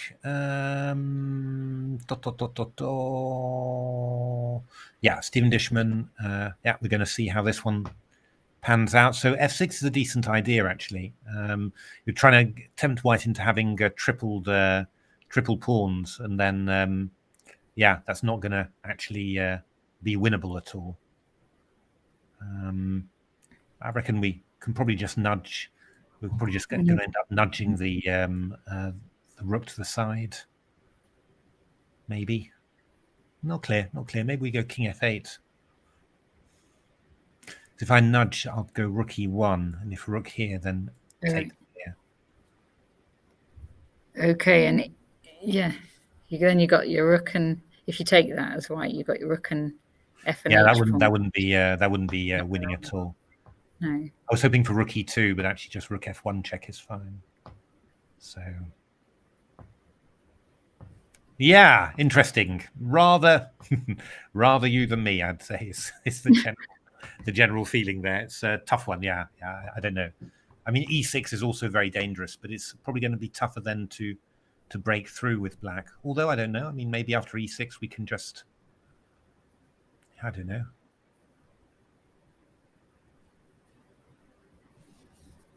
I'm not sure you're going to be able to break through there, but you could maybe. I mean, you can always just come around to this pawn, of course. Yeah, I think e6 is probably going to end up winning. I think this one. So I think we can maybe even just be looking to come round to the a pawn to pick that one up, and then you're not going to be able to, you'll probably be able to win some pawns now on the other side. I think that's probably going to be winning for white. Yeah. Let's have a look. What else we got? Yeah, Jonah Willow is 2 pawns up in an ending, so I reckon that one's going to be winning.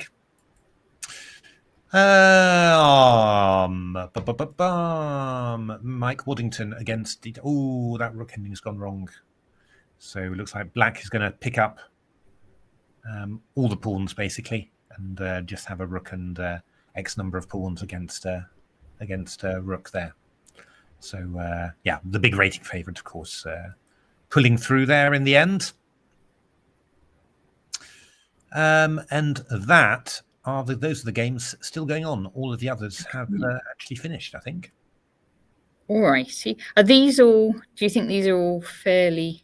If these are clear enough, we're maybe slowing down, having streamed for a while. So maybe we should wind up here.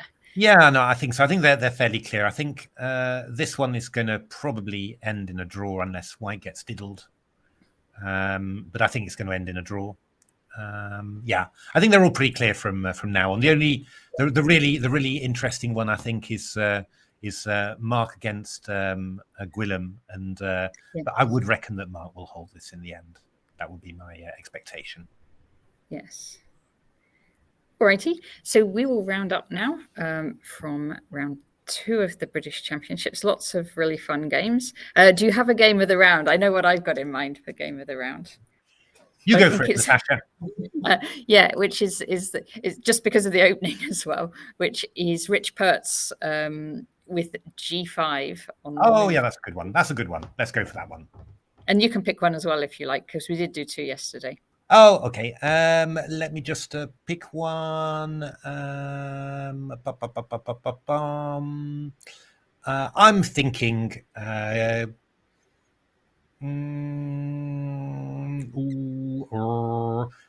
I'll go for Keith Arkle's game against Lanyard. Quite enough game. Okay, you've got 2 games of the day there. Blue Grey Haze, and actually we had 2 yesterday. We named one on stream, but we actually had 2. So it was Chris Ward's and Matthew. It was the draw, wasn't it? Between it was Neil Bradbury against Mark Hebden. Yeah, that was nice. That was a nice game. Yeah. Yes. All righty, everybody. Thank you so much, everybody in the room. Thank you, everybody on the online chat. Thanks for all your comments and for joining in. And we will be back. I think it's with John Spillman tomorrow. So look forward to that. And thanks everyone very much for watching. Thanks for watching.